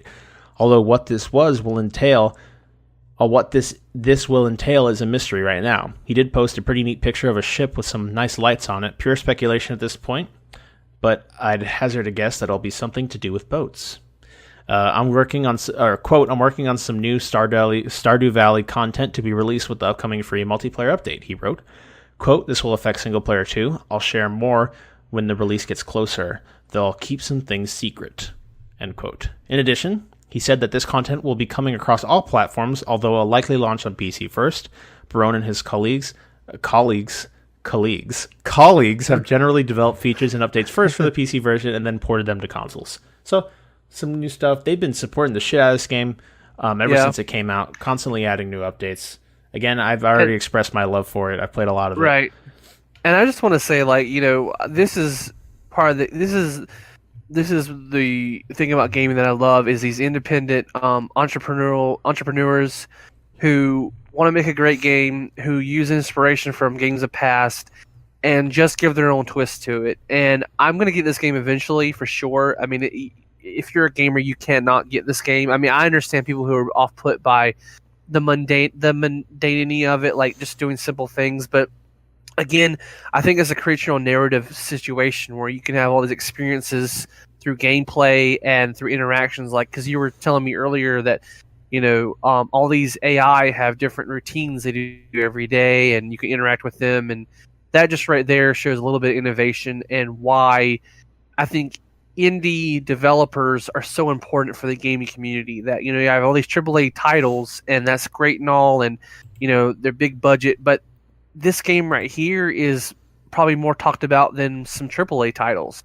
And I really hope that, they'll continue to make games, and maybe they'll get funded by bigger studios or bigger companies, and they can put even more love into it. So this game right here is an example of what, when you're dedicated and when you put a lot of hard work into something, that, good things will come to you. So I'm really happy for this game, and like I said, I'm gonna get it. I don't know when, but I'm just really excited that he's putting in effort into this game that he made.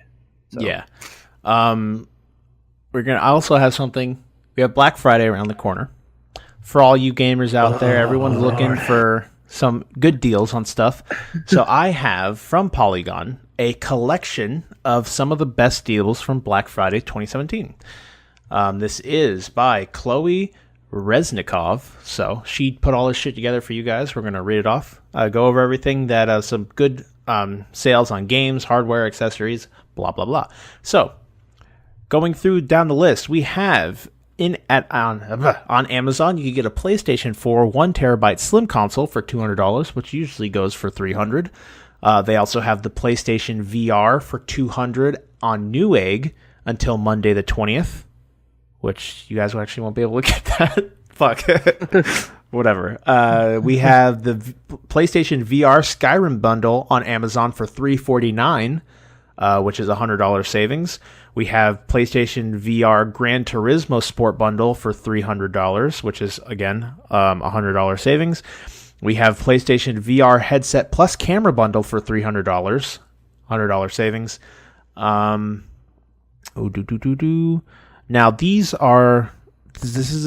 Now this might be, and you guys might not get all of these, but they have. I will link this article in the video description, so to get like full of what's going on, I definitely look into this. Like I said, the article will be in the description below. So you guys can get the full page, because there's like promo codes on here and other shit like that. So basically, Newegg's doing a huge Black Friday sale. They have an Intel Core i7 770K running at a 3.6 gigahertz processor for $284. They have, of course, Corsair Vengeance, 16 gigabyte, two 8 gigabyte sticks at DDR4 RAM. They have an Acer Predator 27-inch monitor, which is NVIDIA G-Sync for $600, which is with promo codes $200 savings. All that will be in the article. I don't know how much of this will still be up by the time Tuesday rolls around, because like just alone we saw that VR set, or the VR set was only till the 20th. So yeah, not. I mean, as someone who's working in retail, I'm kind of dreading Black Friday. Me too. Now, I don't. Not too bad. I mean, I work at Lowe's Home Improvement, so yeah, you're not going to get swamped. I'm not. I mean, I will say, people need to get them 2x4s, my boy. Yeah. Well, I mean, I was there last year, and it wasn't too bad. See, I'm a stalker, so like we don't stock on Black Friday. We don't. I misheard that. Free. I thought you said like stalker, like follow people around. No. Not I was like, what the fuck? Not a stalker, but a stalker. Yeah, I got you. You got that. Yeah, that sound. Yeah. And it wasn't too bad, but apparently now I don't know if I'm supposed to say this. I really don't care. Nobody from Lowe's is going to hear this. Apparently, we have a bunch of TVs in the training room, so apparently we're going to be selling TVs. Nice. I guess, because there's like a bunch of 55 inches, 40 inches. They're all Samsung. As long as you don't say the deals, I think you're okay. There's nothing. I don't even know. I don't even know what the deals are. I'm not even going to look up the deals. I'm just I'm just going there, and I'm going to punch out, punch in, and then I'm out of there. I really don't care. I not this year, but last year's Black Friday, I worked I was in the electronics section for Target. So we got, I went in the morning of when they started the deals to stock and get everything set up. Then I had to come back that night at 6 and worked until the next morning at 4 in the morning. So in that 2 days time, I worked like, it had to be something like 15, 16 something hours just dealing with fucking people. And we had times where it was cool because I actually met a lot of people that I knew from like school and shit like that, which is weird. But it's just getting swamped with people coming in. It's like, why don't you have this? I'm like, well, I'm sorry, sir. We started our deal 9 hours ago and we only had 3 of them. So I don't know what you want me to do, because we started our deals on Thursday night and people are coming Black Friday morning at 8 a.m. trying to find this stuff. I'm like, who the fuck? Who? You missed the memo, bud. Like, well, yeah, but see, here's the thing is that, like, and, you know, I don't want to get into it bedhead, but I'm sorry, but I really hate that these stores are opening on Thursday evening when a lot of people are probably sitting down to their Thanksgiving dinner. Yeah. And I just think it's so stupid. And I don't know why they do it, but I just know that they do it. Like for instance, my sister, she works at a fashion boutique store, which is retail, but because she's in an outlet store, they're going to be open Thursday evening. And luckily she only has to work the 6 to 10 that evening, so she won't have to work Black Friday morning, which is fine. But still, it's like, you know, now we got to plan everything around it. We got to have our Thanksgiving dinner at lunch. And, you know, it really puts a restraint on, you know, doing stuff, because I love this holiday time. I love Thanksgiving. I'm sorry, but Thanksgiving, I celebrate my holidays in order. I go Halloween, then I go Thanksgiving. I don't put on any Christmas music until December 1st. When it's 12 o'clock midnight on December 1st, then I'll start listening to Christmas music. Jingle bell, jingle bell. But yeah, no. Again, this is just a mini rant, but I did Black Friday shopping a few years ago. I'll never do it again. I just don't have the fortitude, and just, you know, I rather just sleep in and then go in the afternoon and pick up cheap stuff at Walmart, like DVDs and video games. Yeah, that's all I care. Because really the most people wait for is Cyber Monday. That's what most people wait for anyway, because it's so convenient and there's so many awesome deals on there. So unless you want to, you know, unless you have to go get a TV right then and there, then be my guest. You know, be a Black Friday shopper. So yeah, it's funny. I was looking down at this while you were speaking, and I was reading some of these, and I saw that they have a DualShock 4 controller for $40, and I went right onto Amazon and bought it just now. Because what happens is the controller I use is the one that came with the Black Ops 3 PlayStation, and it's a piece of garbage. Yeah. You could tell it's cheap, and it doesn't work with my headset very well. So, but I had a really good controller. It's the one I put the Persona 5 stickers on. But when we had a drunk stream, and I threw up on the controller, and now I can't get it to turn on. No. So I cleaned it as much as I could so it didn't smell like shit and stuff like that. But I just couldn't. It doesn't work. So I don't have a working controller, and that other one doesn't work very well with the audio jack. Yeah. So I just went on now, and I just bought the green camo controller for $40. So that's a decent price. All right, so we got a couple more things. There's an Xbox One S Halo bundle with Battlefront 2 and a choice of a free game at Walmart. So you get the 500 gigabyte Xbox One S bundle. You get you could choose from one of the first. Oh, it comes with the first 5 Halo games and Star Wars Battlefront 2, and you get a choice between COD, FIFA 18, or Madden NFL 18. So basically, it saves you like $120, something like that. That the Microsoft Game Pass that they're starting. You could get the first month of Game Pass for just $1 during the Black Friday sale. And you get like unlimited access to over 100 games, and they add games every month. You've heard about that. Like I said, with the DualShock 4 controller, it's down to $40 on Amazon, so that's good. The Nintendo Switch Splatoon 2 Splat and Chat headset, which I don't know if anyone gives a shit about that, is $16 on Amazon. It's saving you about $14, usually $30. There's a Logitech wireless mouse on Amazon for $58, which is usually $80. There's an HP 17.3 inch gaming notebook, which you can get for $979, which is usually $1,099, and you get a free $50 gift card. There's a GeForce GTX 1060 graphics card you could get for $40 off on B&H. I don't know what B&H is. You know what that is? Never heard of it. Okay, well, whatever. If you're out there, B&H, Google it. I don't know. We also have they have like a gaming router on BHS for $50 off. You could get a 40-inch 4K smart TV at Walmart for $328. There's a 55-inch HDR UHD smart LED TV for $898, which is normally like $1,200 on Amazon. And let's move into the games, which you guys actually give a shit about. We have Xbox Live is doing some Black Friday deals early on. You get Wolfenstein 2 for $30, Destiny 2 for $38, Resident Evil 7 for $30, Prey for $20, Dishonored: Death of the Outsider for $15. All if you're a gold member. The PSN is also doing their own early access Black Friday sale. It's not labeled here for some reason, but they're doing one. Let me see if I could pull it up. Timeout. See if I can pull it up. So they're doing Assassin's Creed Origins for $41, World War II, the Deluxe Edition for $90, which is $10 off, Destiny 2 for $41, Destiny 2 the game plus the expansion pass, which is the first two DLCs, which is $67, FIFA 18 for $35, NFL 18 for $30, Marvel vs. Capcom Infinite for $41, 2K18 for $41, NHL 18 for $30, Overwatch for $30. That's good. Project Cars South Park, the new South Park game for $41, WWE 2K18 for $35. So there's some really good sales going on around. You could get Civ 6 for $30 on Amazon. You get Final Fantasy 12, the remake version, for $46. I don't know why you'd want to buy it, but you can get the Infinite Warfare Legacy Edition for $40 on Amazon. You get Gears of War 4 and Halo 5 Guardians bundle on the Microsoft Store for $35. You get Mafia 3 for $15. Don't buy that game. What else is important? Fire Emblem Warriors is it's $40 for the DS, which I think is normal price. I think Friday the 13th, the game you can get for $37 for Xbox One. The rest of them are like Amazon things, not important. So yeah, so Black Friday deals.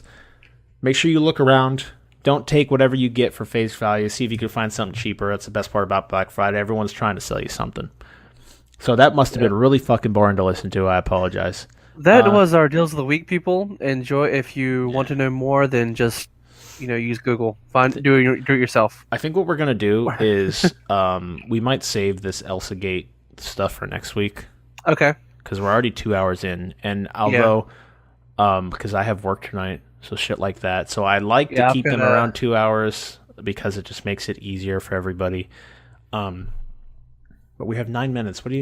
Anything you want to talk about for 9 minutes? I don't know. I could quickly explain what Elsagate is and what's going on. I've heard about Elsagate. I don't know too much about it. I know I saw Philip DeFranco's video about it a little bit about it. But I mean, if you want to do a short version of it, I don't mind. But I mean, we can if you want to. Yeah, and then I'll save Funny Guy's question for next week. We'll discuss AI because the AI does not just pertain to Elsagate. Although what Elsagate has come about because of AI.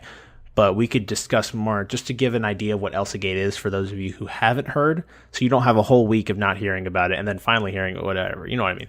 So this is off of a WGN-TV, which is Chicago's news network. This is what I found when I Googled it, so we're going to talk about it real quick. Elsagate basically is a hashtag that started on Twitter, and it is referring to these really weird children's videos that are showing up on YouTube Kids, and they're basically You might have seen people talk about them before. The reason that it's referred to as Elsagate is because it originally started because Frozen was a very big property for kids. Oh, like it's been for a long time.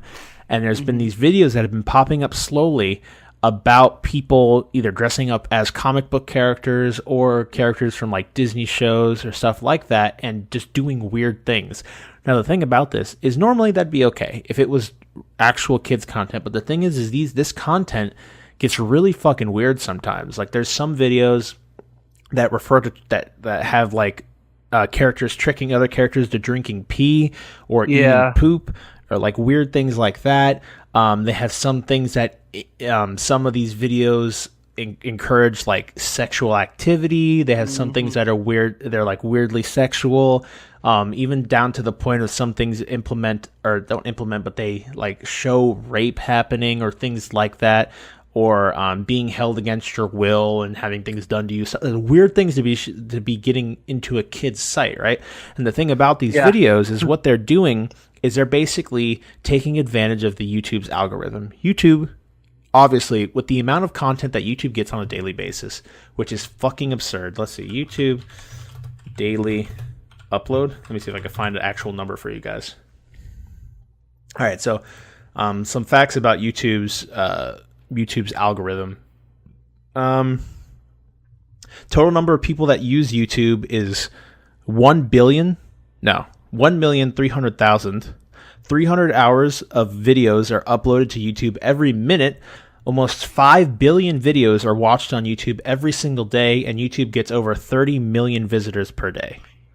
In an average month, 8 out of 10 18 to 49-year-olds will watch YouTube, and by 2025, half of the viewers under 32 will not subscribe to this is other shit I don't give a fuck about. So this is from fortunelords.com, and there's just some statistics about YouTube's numbers and stuff that they do. So basically what happens is that YouTube cannot manually sift through this. They don't have the money or the power to have people go through 300 hours of video every fucking minute. And imagine, okay, let's do some math here. So say if your average video is like a 10-minute video, right? If people try to get that ad revenue. Right. So if you have 300 hours of videos uploaded every minute, and we'll take an average and divide that by 10 minutes. So let's see. So that's a sixth. Fuck. I'm implementing. This isn't good. I shouldn't be doing this to myself. Okay, so we have 300 hours of content. So if this 300 and times it by put it into minutes. So that's 18,000 minutes of video are uploaded every minute, and then divide that by 10 minutes. So that's 1,800 videos. Or if they're 10-minute videos, this is just assuming to kind of provide some clarity. That's 1,800 videos every minute are uploaded that are 10 minutes long. If just to assume the median, basically. Like we've said, YouTube in no way in hell can sift through all this stuff. They don't have the manpower. You'd have to have a shitload of people doing this. Right. And imagine telling someone, I'm going to pay you to sit on your ass and watch shitty or just watch YouTube for 8 hours. Sometimes some of you that sounds like a good idea, but you're watching. Imagine, have you guys ever watched a video and then like you didn't want to watch the video? That is like that. Those videos, if you're trying to learn something or understand something, those are some of the longest. That's like the longest time you ever spend in your life. And I will scrub. I will scrub through those videos and like just please get to a thing. Yeah, I want to get. And I'm not being racist here, but a lot of those tech like how to do videos are people from different countries, and sometimes it's hard to understand what they're saying. They will explain the crap out of stuff. And again, I'm not being racist, but if you really look on there, a lot of them are from different countries, and it's just littered with just like so much minutia. It's like just get to the repair part. I want to get it, but on that, it's and if you watch Philip DeFranco, H3H3, and some other like kind of news or social critique videos, they will talk about this algorithm like crazy.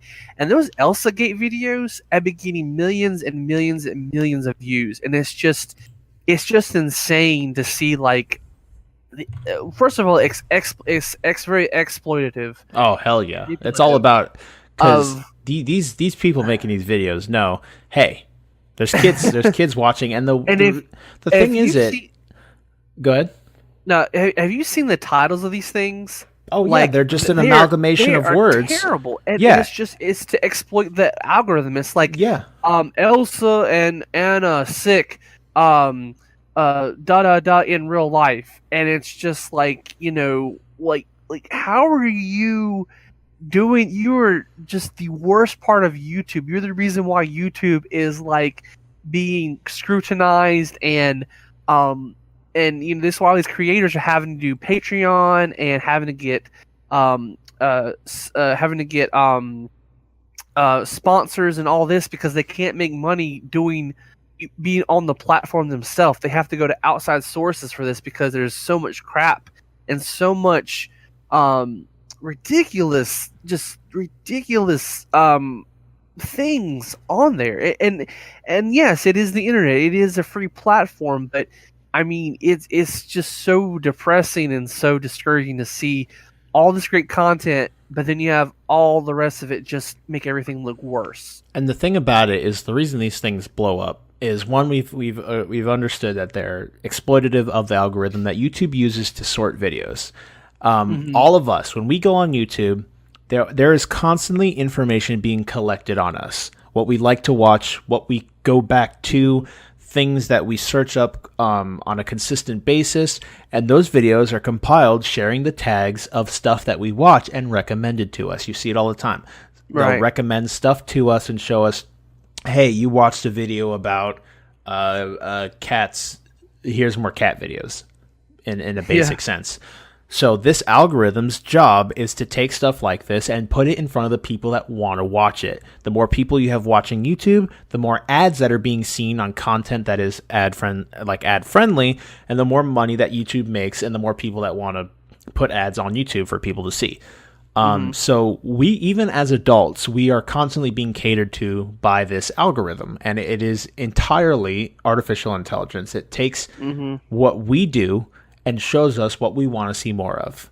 That's fine. Right. I don't have anything against that. Again, we've already understood, with this being as big as it is, there's no way you can have manpower to do this manually. So this algorithm has to exist. The thing is it has to learn. It has to figure out what's good, what's bad. It has to try to get kind of set up in a way where it can pull the garbage from these piles and then proceed. And the biggest problem is with this coming up now is that we've had issues with YouTube's algorithm already, with this whole adpocalypse shit and all these other things. So now we have, first, the issue with people having videos demonetized for seemingly no reason, because everything's about a computer learning. Now we have things like this, where kids are being showed content that have super inappropriate, like shit like this, basically. And let me read through this article real quick, and we'll talk about it a little bit, just to give this is WGN TV. It's Chicago's local news. I don't know. I Googled it. This is what I got. So basically, hashtag Elsagate. We talked about it.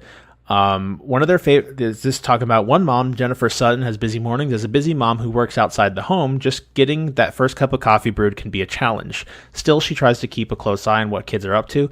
One of their favorite activities, especially during the summer months, is to watch YouTube videos. Quote, I like to watch a lot of YouTube, her 12-year-old D. Sutton explained, after rattling off a list of his favorite channels without pausing for a breath, before adding that he's really, really into Minecraft-related content. His sister, 9-year-old Gracie, is equally enamored, but with cooking channels like Nerdy Nummies. When asked how many hours a day the children spend watching these clips, they both laughed and answered all day. That's why the mom was disturbed to hear about Elsagate. We explained Elsagate, and we know that, like we discovered before, that kids have a lot of time on their hands, especially, like we said, in summer months, just like really nothing to do. And these things are very accessible to them. And one of the bigger problems with Elsagate is the fact that all this appears on the YouTube Kids app. Yes. So an app that's specifically designed to filter out garbage is what's showing garbage to kids, because we have an AI being manipulated. And that's what this problem is stemming from.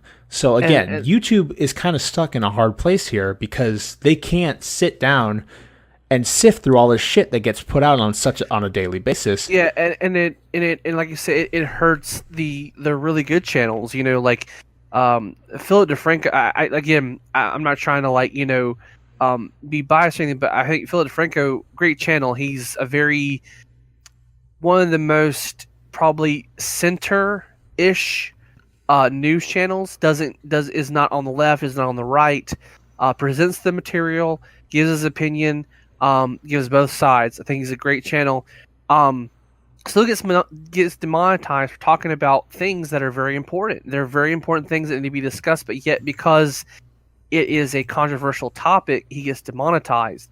And that algorithm has been the bane of existence for some of these channels, because there are really good content creators out there. There's a lot of people out there that I really enjoy. I watch on a weekly, daily basis, and it's crap because this algorithm, this AI has not gotten to the point where it's able to discern, okay, you're talking about this subject, and yes, it's controversial, but there's reasoning behind it, and it's important. While you have another one that talks about it, but it is completely the opposite. It is the worst way to present it. It can't differentiate between, okay, here's a video about Elsa that is clean and fine. Then you have one that is the part of the Elsagate, part of the terrible part, and it can't differentiate because it can't watch the whole video and determine if the content is right. That right there is for a censor. A censor has to go through it, but the problem is that there's no AI that can go through and determine if it is appropriate, because it doesn't have the logic that humans do. Because a person can go through and say, okay, this video is obviously okay for kids, this one is not, and it's terrible that it's starting with the kids version of YouTube, because kids are very impressionable. And the parents don't want them learning things until they're ready for a certain age, until they're mature enough. And then maybe a kid might say, "Mommy, what does blowjob mean?" How does a parent explain that to their children without saying, "Oh, you shouldn't know about that. That you're not old enough." But why? And then it gets to that whole conversation. And again, like you said, it stems from AI, and yes. AI is I won't get into funny guys thing, but yes, this specific type of AI I feel is something that needs to be addressed, that YouTube really needs to get some good engineers, get some people to start working on an algorithm that is adaptive and can differentiate between what's good and what's bad. That's very hard because in order to know that, you'd have to watch the video, you'd have to research it, explore it, and that's just something that technology does not exist yet, at least that I'm aware of. And another thing with it is ways to help with this is if you are a parent and you're tuning in, I don't know, whatever percentage of our listeners that is, or if you stumbled across this video and you're listening in on this, ways to help with this is just be a little bit more. I know, again, we like it said even in the article, sometimes it's hard. A lot of the times, if you're trying to just get your daily schedule done, you're also dealing with two completely dependent beings that rely on you for everything. It becomes difficult, and a lot of times it's much easier to sit a kid in front of a tablet or a phone and have YouTube just autoplay through whatever the fuck it recommends. But it's just every once in a while you gotta just check in on them, I guess, and make sure they're not watching something about Elsa tricking Spider-Man to eat her shit or whatever, or anything along those lines. A lot of it, and I don't want to say it's the parents' fault, because I understand that things like this, it just becomes hard, and it's a lot easier to sit and again, these are parents. They see YouTube Kids and they're like, okay, there's no way that something bad could be on this if this has been regulated by what we've been told is proper and stuff like that. Right. So I don't want to blame parents, because I understand that it's a struggle, and that dealing with multiple children is rough in its own merit. So I can understand sitting a kid in front of a tablet and having to watch YouTube videos. And YouTube, this algorithm that they've created, it is designed to adapt. It has to learn, though. The thing is it's been newly implemented and they're making changes to it. It's just got to get there to a point. And again, the visual medium is almost impossible, because it's hard to give an AI to see a picture. Well, I'm sure it exists somewhere, but to have an AI sit down, look at a picture, and say if that's good or bad to show to a child. Because a lot of it, the way this algorithm works, is going off of tags. That's why it's so easily manipulatable. And that's why these videos have risen up in the first place, and why they've garnered so many views, is because these people have sat down and discovered these are the tags we need to get this video in front of as many kids as possible and have that ad revenue, basically. Yeah. So that's Elsagate. That's kind of what's going on with YouTube right now. And again, it's just another frustration for the community to deal with, especially so close to this adpocalypse thing. And even adpocalypse is still going on for a lot of creators. So this algorithm that does all of this is still continuing to advance. And with that out of the way, we'll go on to Funny Guy's question, because it'd be dumb to leave it out at this point. But he provides an interesting question that we can talk about a bit. Not as serious, because it doesn't apply to today as heavily. It's something that we can maybe see in 10 to 20 years, though. So we'll talk about it. So here's a good one I've been sitting on for a while. The age of AI is nearly upon us. Some would say sooner than later. Undoubtedly, soon there will be the first sentient opinions, feelings, wants, cares, etc. AI. Then another, and so on. My question is, firstly, will this new race of machines be given the same rights as humans off the bat? Will they try to Skynet us? Or, like us, will they see some sanctity in life and work with us? What do you think, Flash? Now, again, this question's, we can't really base it in anything that's going on today, because we don't have something like this exist. So a lot of it's going to be going off of speculation. And things presented in pop culture that we've seen before. Stuff like, obviously, Terminator, stuff you've seen in Blade Runner. What constitutes a human soul, and what allows someone to have rights. So, what do you think?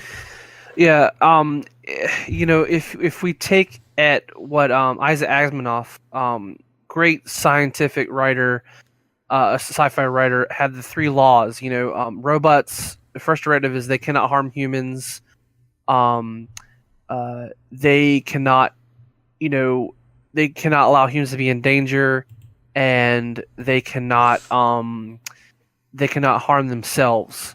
At least I think that's what the 3 laws of robotics. Is that like an iRobot or something like that? Yeah, it was an iRobot. But and I've been seeing a lot of videos, and Elon Musk AI for the longest time recently. How AI is, I believe, it's a two-edged sword. It provides autonomy to certain things. For instance, the algorithm of YouTube, not perfect. Could be one day, might be a very useful tool. But then you also have the other side of AI, where it could be manipulated and it could be used for nefarious purposes. And a lot of times when we think of AI, we think of sci-fi, we think of movies and pop culture. That is that's our impression of what AI is. We always think of Skynet, of it being so intelligent that it decides that all humans are imperfect, and imperfection is a error, and the error needs to be fixed, and they need to destroy all humans. I don't know if we'll get to that point eventually, because I don't think we're going to allow that. I don't think we're dumb enough to create an AI that can really be that adaptive. We'd be stupid to do that. And if anyone's seen a movie like that, we know it can happen if it really happened. Now, the question about the rights as humans, I don't know if we necessarily will reach that point. That feels like a 2021 a 21 kind of issue when most of us are probably long dead and we have the new generation. I don't think we'll ever reach that point. Put my brain in a jar. I don't know what you're talking about. The singularity. I don't think you really talk about the rights for AI, because AI they are created by humans.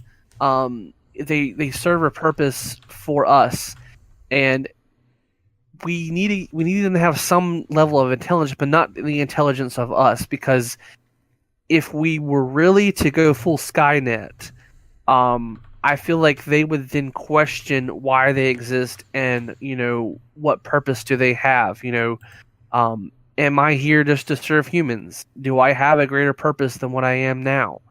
But I don't think we're going to have that issue of right. That is something that has been explored in movies. If you look at Chappie, same director who did District 9, they kind of explored the whole thing of, this robot was a killer, but it was changed, it was reprogrammed. It has a heart, even though it is an amalgamation of ones and zeros. iRobot. You had a robot that could adapt and think like humans. It learned ethics. It was able to overcome, the evil robots or whatever. But yeah, AI is both a fascinating and frightening venture, and I feel like we have to be cautious about it because it could. I wouldn't say destroy humans level, but it could definitely turn into financial crisis and maybe even military and like weapons issue. Because if we're giving AI access to to maintain certain things like nuclear weapons or stuff, which I don't think we would. That would be absolutely stupid to do that. But there is a potential for that to happen because if we're going to reach total autonomy for certain things, why wouldn't we use it for those things? But again, I don't think we're going to reach that level in this lifetime. Yeah.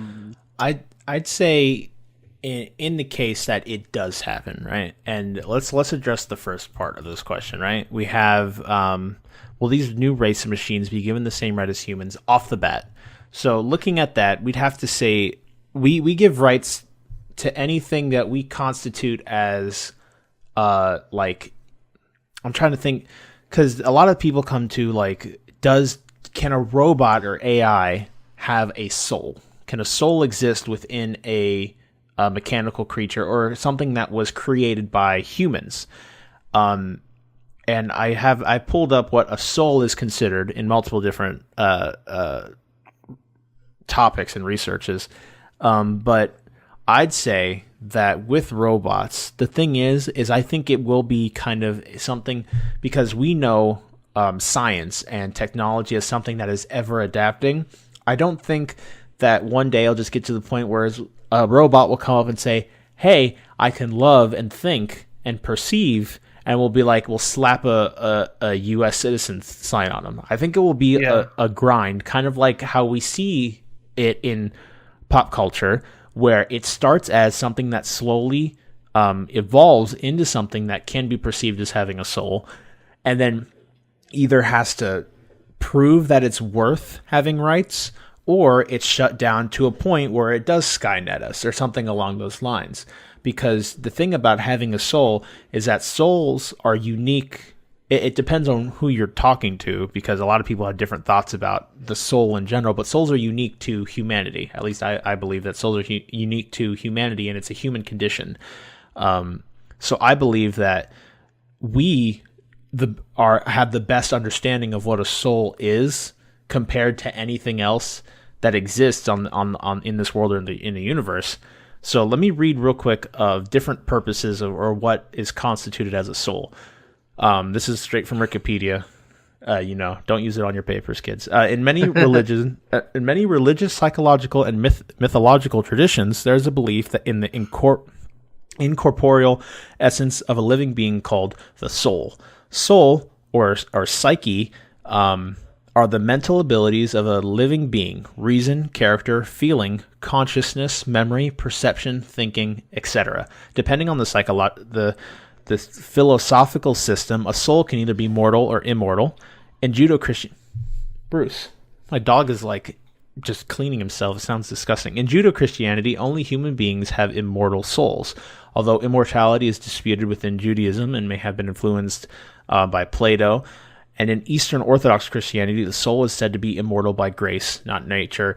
Blah, blah, blah. The Catholic theologian Thomas Aquinas attributed soul to all organisms, but argued that only human souls are immortal. Other religions, most notably Hinduism and Jainism, hold that all biological organisms have souls and a vital principle, as did Aristotle. Some teach that even non-biological entities, such as rivers and mountains, possess souls. The later belief is called animism. Greek philosophers such as such as Socrates, Plato, and Aristotle understood that the soul must have a logical faculty, the exercise of which was the most divine of human actions. At his defense trial, Socrates even summarized his teaching as nothing other than the exhortation for his fellow Athenians to excel in matters of the psyche, since all bodily goods are dependent on such excellence. Okay, so basically, TLDR, depending on where you're coming from, there's just two perceptions of the soul. It could either be something that, again, it is attributed to something, and it is the reason, character, feeling, consciousness, memory, perception, thinking, etc. Some beliefs feel that it can exist within inanimate objects such as rivers and mountains, or even animals. So I'd say, like we said at first, depending on, I think it go straight in the line that we see in movies today, where people are going to try and hold down any AI that claims to be, what's the word I'm looking for? Any AI that claims to have a soul or whatever, and comes out like that, will basically be held down for as long as possible, because AIs, as they exist today, are a tool. And there's no reason to have a tool have feeling or character or anything along those lines. Reason is nice, and perception and memory and thinking are nice because they can be used to solve problems and any sort, and used to automate things. But the moment we start moving into character and feeling, companies don't want that unless there's like a purpose for it. Like, say, as this whole Elsagate thing, where you have an actual robot watching the video and has feeling and character enough to understand this is bad to show to children. So it's really weird, because again, all this is being discussed in a maybe possible future, but I'd say it would come down where it'd probably flow the same line as we see in pop culture, where it would start and it'd try to be held down. And then maybe eventually it might get to the point where the AI is tired of it and Skynets us or whatever. So right. I think that, and it really depends on how humanity reacts to this new thing. If humanity is accepting, which humanity usually isn't, people at their base are not big. Usually, now this is generally speaking, obviously, there'll always be outliers. They're usually not big fans of change. Right. People really don't see, especially the older generations, usually don't like to see huge change. And I can't imagine in any generation telling someone that, again, this is, God, it's so weird. It's like trying to speak from the future, and we can't, because we don't know what could happen. It could swing either way. It really can. It could, and, AI is nothing that people really... AI is not the forefront of most people's conversations nowadays, at least in like the grand scheme of things. Not everybody's saying, "Oh, we got to make sure AI are not going to take over." They're more worried about, us. Let's hope North Korea doesn't blow us up today. Right. We're more concerned about healthcare and other things in our country and social issues. AI is on the back burner right now. And I don't necessarily think that's a bad thing, because, again, AI has not progressed enough to where we have to worry about it. It may reach it there. But, again, it's still something that is far in the future. And to speculate about it is, to say, well, it could be anything. It could be any possibility. I still see it as a potential for good and bad. And like I said, the only thing we really have right now to compare is the algorithm of YouTube. It is an AI that is adapting and trying to learn what is good. And again, you have to think, ethics is a big thing with this. I took an ethics class. I learned very little, but I did remember a few things. Sounds about right with humanities. About it. And I learned that there is you have the one side of what can affect everyone, and what can affect the individual. So, what? No, nothing. I was just listening to you. Oh, okay. And so that's the thing. An AI. What does the AI do? Does it make a decision to benefit the whole or benefit the individual? Oh, I see where you're coming from now. Yeah. You see, so like for instance, in the movie I, Robot, there was a moment where, in spoilers, movie's old, whatever. Will Smith was in a situation where he was there was an accident where two cars went in, and he was in a car in the water, and a girl was in another car in the water. She was further down, he was higher up.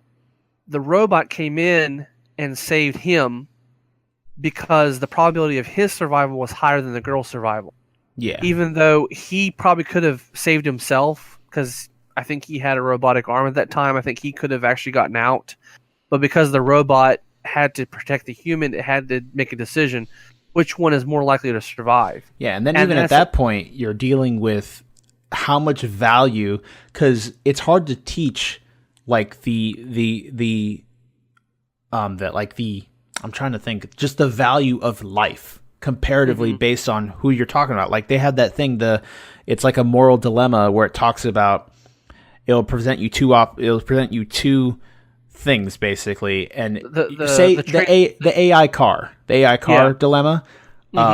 So say like, here, let me look it up real quick so I don't ramble like a dumbass. It's also the train track problem. The moral dilemma. You have a train and there's two tracks. One on one side is one individual, on the other side is 5 individuals. Which track does the train go on? Do you kill the one to save the many, or do you kill the many to save the one? Yeah. It's a dilemma that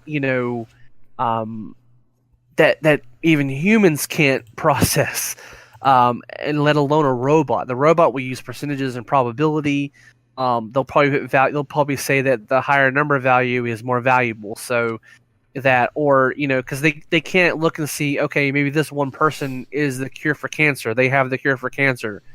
But it's not going to know that. It's just going to see 1 versus 5, and it will probably take the logical route. Or even in the act of the difference between humans and even their stamp on society. So say if you look at someone that is wealthier than a poorer person, how would an AI, now again, this is really fucked up thinking of it about it this way, but an AI would not be able to distinguish that person's stamp on their society, basically. Now, this thing that I was talking about, if you go to the moralmachine.mit.edu, they'll give you two situations. So say you'll have a self-driving car and you tell it, what should it do? Should it crash and kill the people driving, or proceed to run over the people in the crosswalk? So this first one's not a very good situation. I'm going to try to find one that makes more sense. So say like, what if you have a car full of 5 people, a male athlete, a female executive, a large woman, a man, and a homeless person, and in the crosswalk we have 3 cats and 2 dogs. Now, this is easier for the AI because it can see, they aren't technically human. But what if you have a 5-on-5, one woman in the car is pregnant, and you have elderly people in the crosswalk? What an AI would have to get to the point where it would distinguish. Now, again, this is really fucked up to think about it this way, because that means you're saying, because an elderly person is on their last foot usually, or they're close to being 1 foot in the grave. Right. Compared to a woman that is pregnant and that has has a baby, another life, and the potential for an impact on the society. So you have to look at that too, and that moral dilemma can create like a logical fallacy in AI. And with that, you can have that's why it can't just be thinking. There's also has to be a progression in character and feeling. But then at that point, how far do we go? And then do you purposely stem the moving forward of AI? And when does the AI become self-aware? Then you're in a whole nother ballpark on top of that, because now the AI knows, hey, I'm purposely being held back because they know what I'm capable of. And then you have a whole nother ballpark, and we've seen that present itself in stories as well. So it's just, there's so much that can present itself in the future. It really because like I like how Chappie does it, where it shows this new AI and he's like a child. AI in a new state will be childish. It has to learn. It has to understand what we've been going through since we were a child. We are in the same way.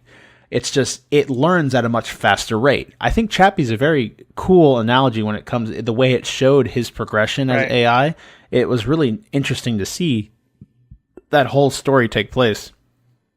But it all depends on how humans react, because again, we're dealing with a childlike entity. Mm-hmm. And if humans react positively to that, there won't be a need. And you could even take it the direct opposite. You can manipulate that childlike ignorance. Yeah. And then at that point, you won't even have to worry about AI if it's done properly, because AI can be raised to understand that it's always lower than humanity. And then at that point, there's just so many potential curves that this route can take, depending on what happens at what point. Because it's the same thing as if you were dealing with two countries on the brink of war. One decision can instantly start a huge shit show, and the same thing can happen with AI, because they're being brought into the world and they're trying to find their place too. It's really weird, and I hope we don't ever have to deal with it, because I don't know. I don't think we'll ever see something along the lines of Chappie in our lifetime. But we never know. 10 years ago, 2007, YouTube just started. That was around that time, 2004, 2007. Yeah. And you could look back then, the internet was almost in an infancy stage. And now look at where we're at today, where we could stream like 4K quality practically, depending on where we are. And you can have Google Fiber in your house, and you can download terabytes upon terabytes of information in a matter of hours. Mm-hmm. And it's crazy to see how far we've come. And I can't say positively that we won't be seeing AI in 20 years. Because we never know how far it will get, especially how far we are with AI now. Exactly. And you brought up a good point. I forgot about self-driving cars. I forgot about, Tesla and, them having these cars that are autonomous, and that, the idea of being able to, because let's face it, wouldn't you rather just ride than drive? Because it's. I mean, look. I enjoy driving to an extent. I enjoy some of it, but there are times when I just want to just sit back and let someone else do the work for me. And that's the whole point of AI, is that we're giving them, they're giving them the ability to handle stuff for us that we deem to be, above tedious. us. Exactly. So, and that's great, because I'd be able to read a book or play my Switch or, just something like that. But, there are certain aspects I think that humans should give up. I mean, let's think about this. I think of the movie Top Gun. I know that's a weird scenario, but, in the movie they were talking about how fighter pilots are getting lazier and lazier because of this auto lock on and these computer systems. You can never replace the instincts of a human being in a cockpit. Just a pilot is a highly trained individual that has a matter of, he's very intelligent, very smart, but instinct is the key factor. Instinct is the thing that humans have that make them great when it comes to decisions. That fight or flight mechanism. Yeah. And mechanic gives us the survivability, and AI, I don't think, can perceive fight or flight, because it only thinks on logic. It only thinks on probability and the result. It doesn't think about in the moment instinct of what it should do.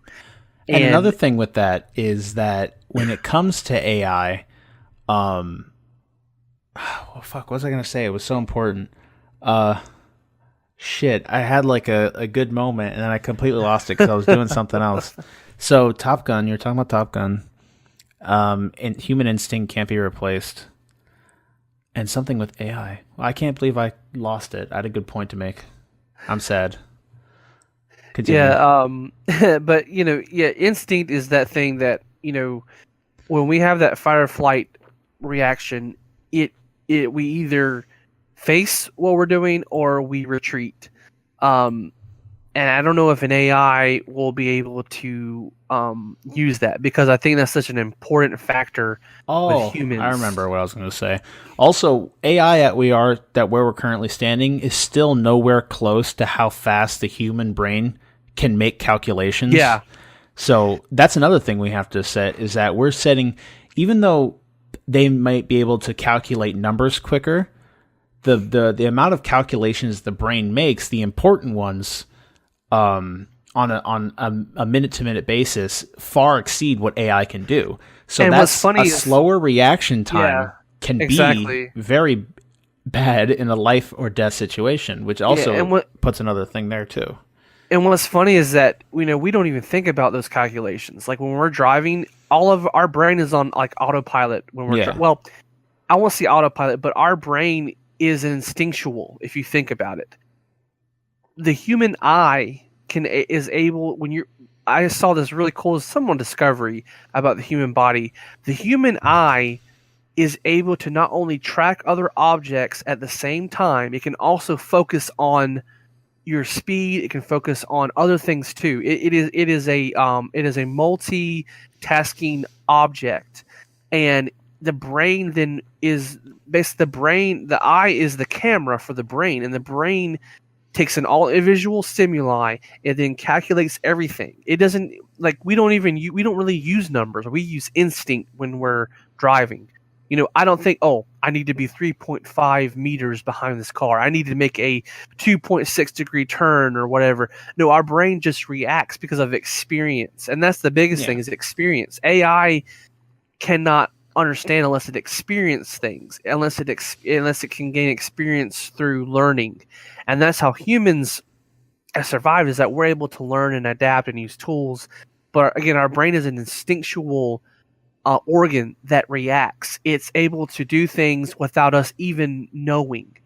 And to have an AI to be able to do that is hard, because like you said, it's able to do calculations faster, but its reaction time is so much slower because it doesn't know. It doesn't know when to do it. It doesn't know when it should do it. So that's something that, and again, it might get to the point where an AI can learn at the rate of a human brain and have, because all that stuff, memories are based on synapses. The way they fire repeatedly, it becomes easier and easier to recall something. Right. And that's how it turns into instinct over time. So it may get to the point where AI does get that advanced. Again, as of right now, we don't know. They might just fucking Skynet us. So, funny guy, I appreciate your question. That's kind of our thoughts on it. Let us know what you guys think in the description below. What do you think about loot boxes? What do you think about AI? What do you think about Elsagate? What do you think about YouTube's algorithm being shit? Let us know. We would appreciate hearing from any one of you, even every single one of you. We appreciate it. Thank you all for tuning in. We're at almost 2 hours and 40 minutes. It was a decent episode. I just said fuck it. It's whatever. So that was basically what we think. We had two main topics. It was a pretty packed episode. Lots of talking. My mouth is killing me. So that's that. Again, I thank you both for both your questions. You funny guy, and you too, Sam, as always. Keep them coming. We love discussing these things with you guys. And that's about it. This was episode 28, right? Yes. 28 of the Thought Patrol podcast. We appreciate you all coming by. Sam, thank you for spending the last 2.5 hours with me. I appreciate you. And what do you got to say to our lovely viewers as an outro? I'm going to leave you with just something I've been thinking about. Embrace the darkness. Okay. Let it consume you. Let it fill you with dread, because in the end, nothing matters. Sounds like a Linkin Park song. Yeah. No. There's hope. Don't give up. Yeah. Never give up. Wait at least until the AIs decide to Skynet us. And then at that point you can give up. Yeah, plus ultra. Fucking Sam, I have a boner. I can't. Plus ultra. That should just be someone's outro. It should always be plus ultra. Or at one point. That'll be mine. There you go. You gotta think of like a very hopeful like monologue, and then at the end of it put plus ultra. I love Plus it. Ultra. There you It's go. fucking fantastic. And before we go, I shall leave you with a thought. Coca-Cola was originally green.